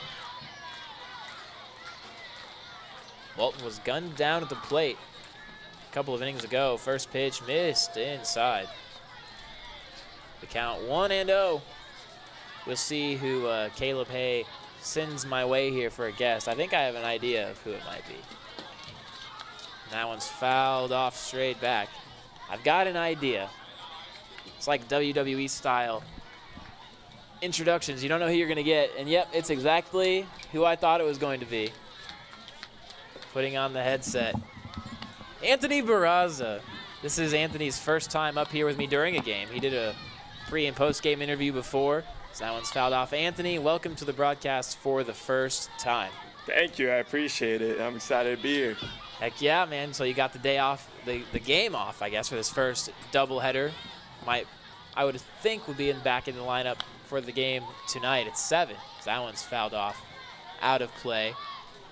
Anthony, we've talked about you a lot on the broadcast. You know, you hit your first home run of the year in Bancroft. A couple of weeks ago, I've talked about just kind of your story, you know, over the last couple of years. Really changed your body, really bought into the sport, really trying, you know, to get on that path. As that one's nubbed up in the air on the shallow outfield. Andrew Beavers, a shortstop, calls him off and makes the catch. And so, I guess first, let's just start there with that, you know, like just transforming your body really to being now where you got some muscle, man. Thank you. I appreciate that. But, yeah, so in my, I guess right after high school, COVID year, I put on some weight. I went up to roughly 300 pounds. I think the scale said 298 to be exact. Tried walking onto my JUCO, Santa Ana, and that's when I knew something needed to change. So I got a job at actually Home Depot pushing carts. All right. And like a month in, I decided to step on the scale, and I lost 10 pounds. So I was like, you know what? Let's see how far I can take this thing. So 6 months later, I was 85 pounds down. Felt like I was in pretty good shape. Tried baseball, made the team. So, yeah, here I am now. It's awesome. So we have a 2-0 count to Jalen Lee, the cleanup hitter. He drove in 2 runs in his last at-bat, and that one just missed low. It's been a high strike zone for the home plate umpire. Not a lot of calls low in the zone. We saw some of those calls last night. The 3-0. And ball 4. So I've also talked before, Anthony, about how you are a big fan of Ivan Melendez at Texas. Indeed, yeah. I'm a big Ivan Melendez fan. I wish I want to be the second coming of that man. You know, everything he stands for, the way he just hits the ball, I just stare in awe. Like, I literally want to be that man. I'm not going to lie to you. He was at 30 home runs, but I think he's at 31 or 32 now. 32 now. 32. And wasn't the record for Chris Bryant, wasn't it 31 or 31 in the BB Core era. So he ended up beating it. Yeah. And he's still playing. Mm-hmm. They're in Omaha. Unfortunately, I don't really like Texas, but that goes back to something deeper than the 1-0. There's a called strike. I'm not a big, I don't really pay attention really to much college baseball. I just yeah, I watch it here and there, but especially when the playoffs are around, yeah, I watch it. So right now, Texas is probably my go-to right now, but that'll probably get a lot of hate. Hey, it's all right. You know, there's a lot of people who love Texas, but then everyone who doesn't love Texas pretty much hates Texas. You know, you have the whole horns down thing. Mm-hmm. It's pretty much a nationwide symbol of just anti-Texas Longhorns. Gotta love it. The count 1-2 to Isaac Becker. That's fouled off. Is it playable? Yanish on the move, and he will not get there. Maybe if he's had a little bit more wheels. Are you making that play at first? Honestly, it's probably tight. It's tight. Me and Yanni, I feel like we're probably on the same speed range right there, so maybe I might try to lay out once or twice this season. Who knows? I want to see a race between you and Colton. You know, maybe we'll get that going after the game. That would be fun. We got to see a race. I want to see a couple of guys race on the team. I want to see if anyone can beat Maddox, because I don't think that's possible. That one's in foul ground on the same spot pretty much. Yanish doesn't even try for that one.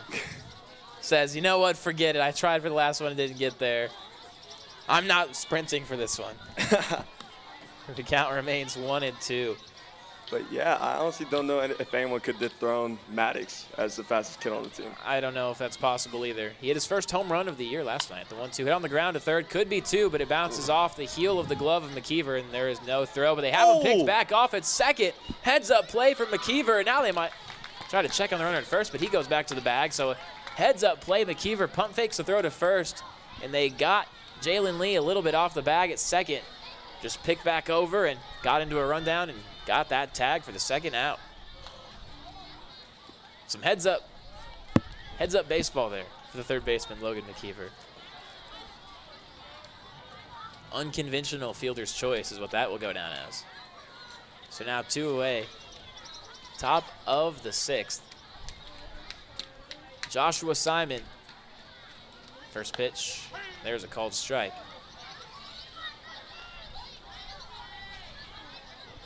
Anthony, I know that you're a gym rat, I guess, as you can call it. You go work out pretty much every day. You told me that one's fouled off. You like to go work out early in the morning, like really early. Yeah, well, my routine kind of fell off a little bit when I got here. It's just a little hard with doing it on the road and stuff. Yeah. But back home for a good while, I was waking up at 4 a.m., 4:45, getting to the gym by 5. And that's called strike 3 from Brady Glenn, so gets the punch out. 2 into the inning, so Anthony, go ahead and finish your story, and then we'll take a quick break. But yeah, every day I used to just wake up at 5 a.m. just to get it in because my gym got really, really packed anytime after that. Ooh, man. See, that's too early for me. 4 a.m., I'm still asleep, but, I'm probably just a couple of hours into my sleep at 4 a.m. I'm a big night owl, not an early bird. I respect that. I try not to sleep really that much, so sometimes I go to bed at 12 a.m., just force myself to get up at 4. That's fair. We'll take a quick break here and come back for the bottom of the 6th on the voice of the Trappers, River 92.7.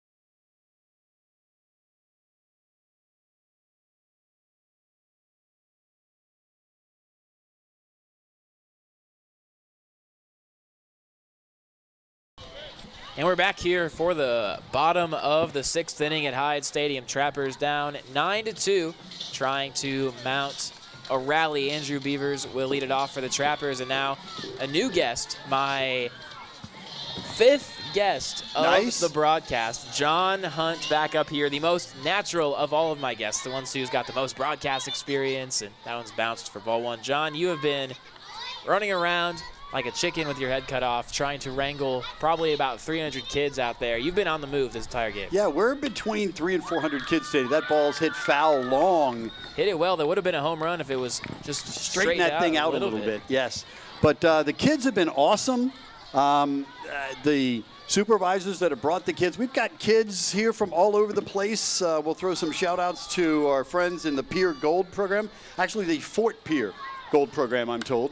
That's roped to left field on a line, and on the dive, and the catch is made in left nice field play by the left fielder. Joey Hayden in left. Nice sliding play, feet first, and got the glove under it for the first out. And they tell me the Kadoka after-school program came from an hour and a half away to see this Trappers game today on a bus. Wow. Pierre Public Schools, Lower Brule Boys and Girls Club took a little bit of a road trip. The YMCA. I mean, a lot of great Faith Lutheran daycare. A lot of great kids groups out here in the stadium today. We just about filled up our general admission area. Definitely. Eric Lindbergh, first pitch swinging. The international kid. Getting your practice in, John, because you're gonna be back up here again. Well, you're gonna be on the road actually at Sioux Falls doing the 3 games this Father's Day. Yes, the low pitch down gets the corner, low corner for a strike.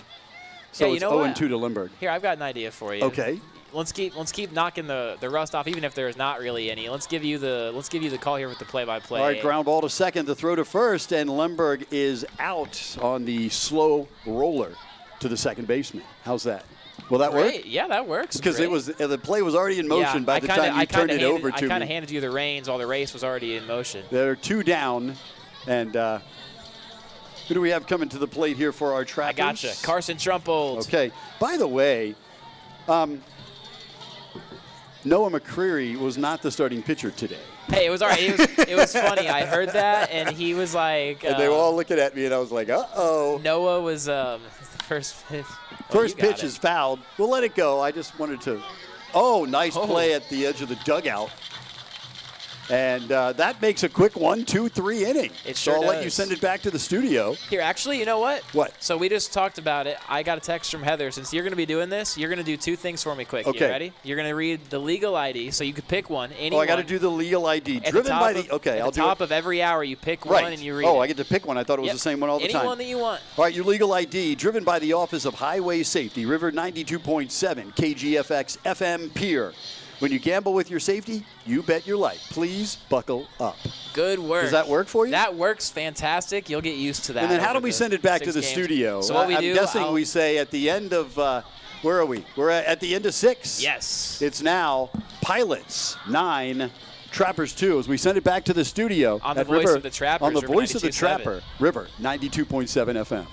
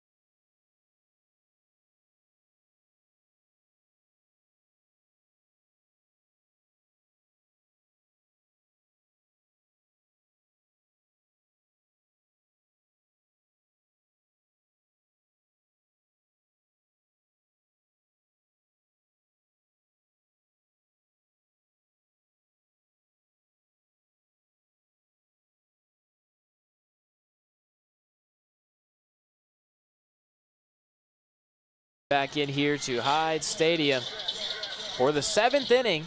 Your Trappers trailing the Pilots 9-2. This is just a 7-inning contest for game 1 of our 2-game doubleheader we have today. This first game started just after 11 o'clock. Now we are about 2 hours into today's game. Our next game will be at 7:05. And it will be Caleb Hay on the mound for your Trappers for that one. The Trappers ace, looking to steer the ship back in the right direction for the Trappers. Fell in last night's contest 12-7. In danger of losing this one here. Trappers have only got 3 more outs to work with on offense, but first Brady Glenn is going to have to pitch here in the top of the 7th. He has thrown 35 pitches on the dot. An inning and 2/3 came in relief for Casey Kasheva, who was just an unfortunate outing for him. Couldn't really find it on the mound. So that one misses for ball 1. Hit 6 batters. And that was really where most of the damage came in. The free pass, and then the Pilots just took advantage a couple of times.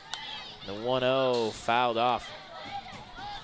The count 1-1. So we're back to a solo crew right now. Just me, myself, and I, the one-man band playing all of the parts. Brady Glenn. The 1-1. Oh, it looked good, but did not get the call. With the off speed there.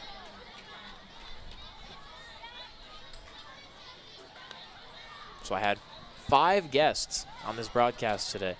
The 2-1, there's a called strike. One with the 12-6 curve. The count now even at 2-2. Brady Glenn looking for a big first out here of Micah Barkenhagen. The 2-2, rope to left field and snagged on a hop by Logan Mckeever. Get up there, big fella. Looking like Calvin Johnson in his prime. Got up there and snagged it right out of midair. So have yourself a web gem there, Logan. That is the first out of the inning. Nice play there from Mckeever. Now with 1 away. First pitch to Josiah Collado misses low. We've seen some nice defensive plays throughout the course of this year and throughout the course of this series. Had a couple of diving catches by Pilots outfielders. The 1-0, and that one missed for ball 2. Got a nice play there from Logan Mckeever, who snagged it right out of thin air. The count 2-0, and the pitch. There's a strike. Brady Glenn, he's no longer the newbie on the team. He traveled to Souris Valley for that 5-game road series against the SaberDogs. He was the newbie for that series. Now one's hit on the ground to short. Beavers on the move, 1 hop. Settles and fires to first for the second out. Just a solid play there from Andrew Beavers. It's what he does, just make the routine plays look routine and make the plays that maybe aren't so routine also look routine. So now 2 away. But as I was saying, since Brady Glenn joined the team, there have now been some newer newbies that have joined. First pitch swinging. Hayden comes up empty. We now have Tynan Shahidi. We've got Eric Lemberg. We've also got Lewis Manning. Guys who all are new to the team just from the last week. The 0-1, rope to short on a hop from Beavers on the backhand. Picks it up, the throw to first on a bounce, and not in time. It was a solid play there from Andrew Beavers deep in the hole. Snagged it on the backhand, picked it up, and fired to first on a hop, but it was just not in time. So that will go down as a base hit on the infield. Now back to the top of the order. Tanner Thompson, he is 1 for 3. Runner on first here. Pick over to first. Nothing doing though. The throw back to Glenn gets away, but luckily Mckeever is there to back it up. Trappers need 1 more out here to get out of the top of the 7th, but then need to put up a furious rally in the bottom of the 7th. Just 3 outs left to play with here in this 7-inning contest. First pitch, got a swing and a miss from Tanner Thompson. And I'll tell you what, I am excited to go eat after this. The pick over, nothing doing again. All I've had this morning was a couple of Eggo waffles and a sugar donut from a local bakery here in town. I forget the name, and I feel terrible for forgetting it. That's it on the ground to Beavers again at short. He's really been working. Fields on a hop, throw to first in time. 3 ground balls to Beavers. He makes the play on 2 of them. That other one, though, was far from routine, so hard to make the play on that, but able to throw 2 runners out at first there. And that will send us to the bottom of the 7th inning. Trappers down to their final 3 outs here. We'll take a quick pause and come back for the conclusion of this game on the voice of the Trappers, River 92.7.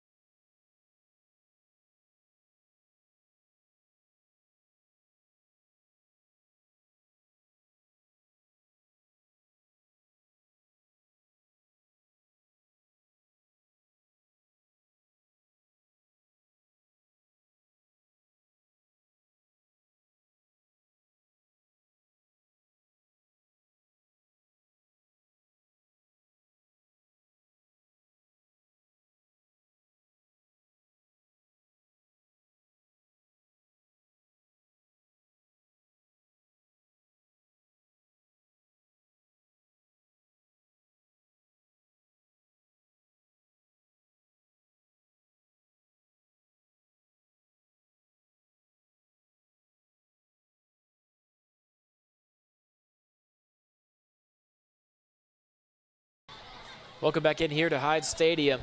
Trappers trailing 9-2 against the Red River Pilots. Trappers have 3 outs left to work with in this game and need to put up at least 7 runs to keep this thing going.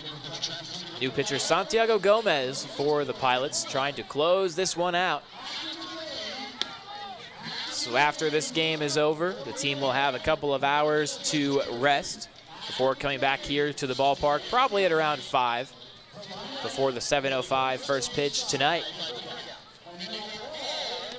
Ryan Breeden here in the broadcast booth at Hyde Stadium, your voice of the Trappers. By myself now, but I had Daniel Hab up here, I had Jacob Griffin up here, I had Caleb Hay up here, Anthony Barraza, and John Hunt. So it's been a revolving door of guests, which I am all here for, and hopefully I'll be able to do the same tonight. You know, dealing with a little bit of a sore throat today. Throat feels a bit scratchy. The voice feels a little bit weak from time to time. So anything to take a load off of me and my screaming and bantering up here, especially when it's just me, it's all welcome.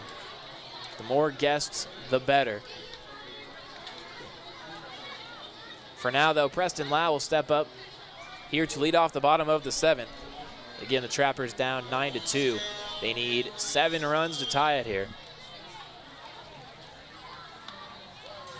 First pitch from Santiago Gomez, the right-hander. And there's a ball that just missed high. It's been a tiny strike zone today, at least from the looks of it here. So take my word with a grain of salt. The 1-0 pitch.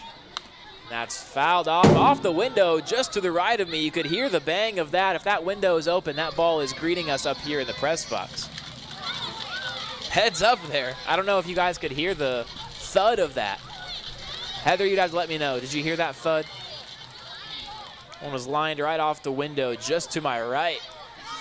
The count 1-1 in the pitch. There's strike 2. Heather says she heard it. Okay, so you guys heard that too.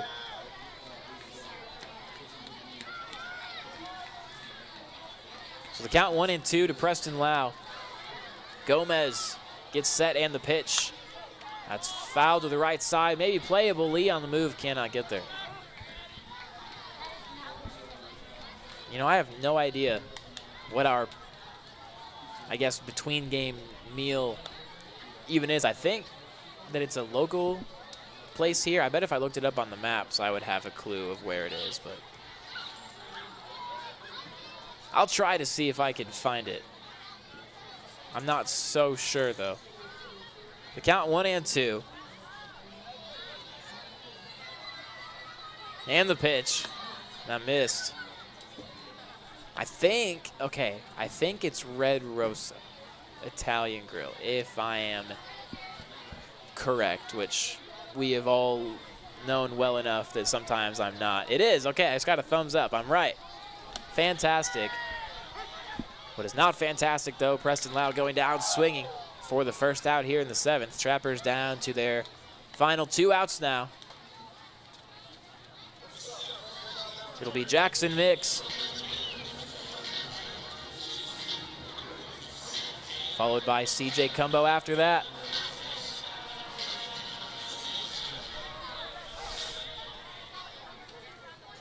So Gomez, after striking out Preston Lau, will face Jackson Mix. First pitch, drops in there for a called strike. Went with the breaking ball and spotted it.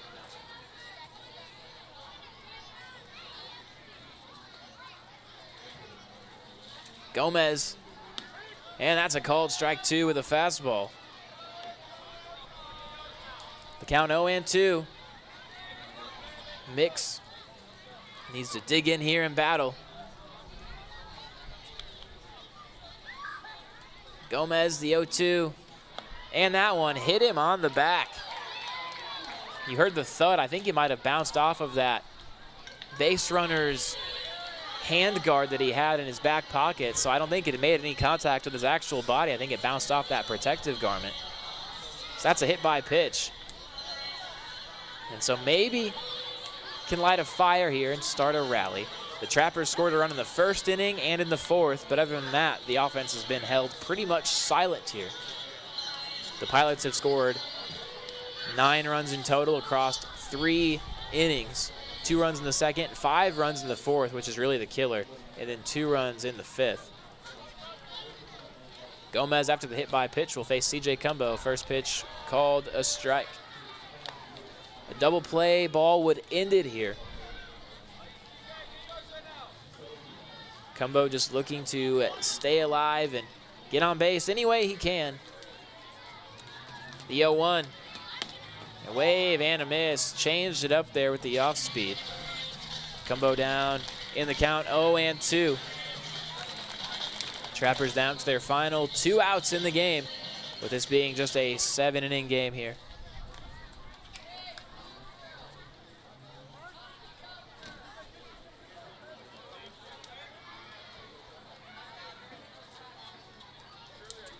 So Cumbo digs in down the count 0-2, 1 away here. Bottom of the 7th. Gomez looks in and the 0-2. And it bounced and gets away, and Nix will take second. So the wild pitch there allows for Jackson Mix to move up into scoring position. Ultimately, though, still in the grand scheme of things, that runner at second, Jackson Mix, does not really make a huge difference.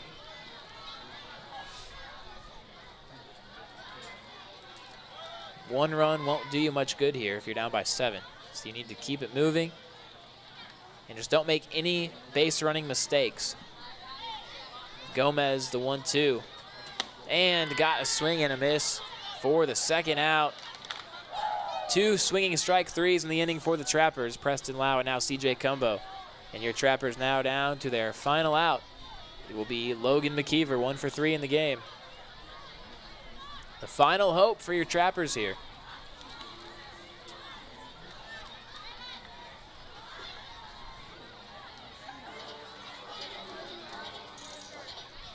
Mckeever, the third baseman, standing in. He made a fantastic play in the field in the last half inning. First pitch, breaking ball, popped foul, out of play. Just a couple of feet to my left. The count 0-1.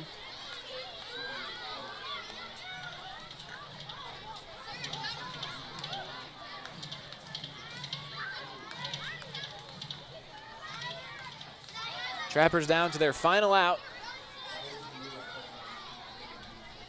Here in the bottom of the 7th. Runner on second base, 0-1 the count, and the pitch bounced in the dirt. So the count 1-1. Santiago Gomez, 15 pitches into this final frame.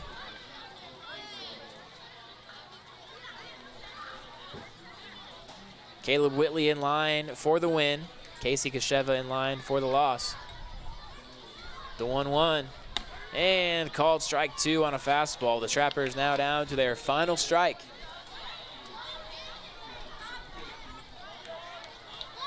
Gomez looking for 3 strikeouts to punch out and send down the Trappers. The 1-2, and he got that punch out right there on a high fastball, challenged him. Got a swing and a miss, and that ends the game here. This 7-inning contest, the Trappers fall here, 9-2 the score. The Pilots win it. We'll take a quick break and come back here for the Trapper App post game on the voice of the Trappers, River 92.7.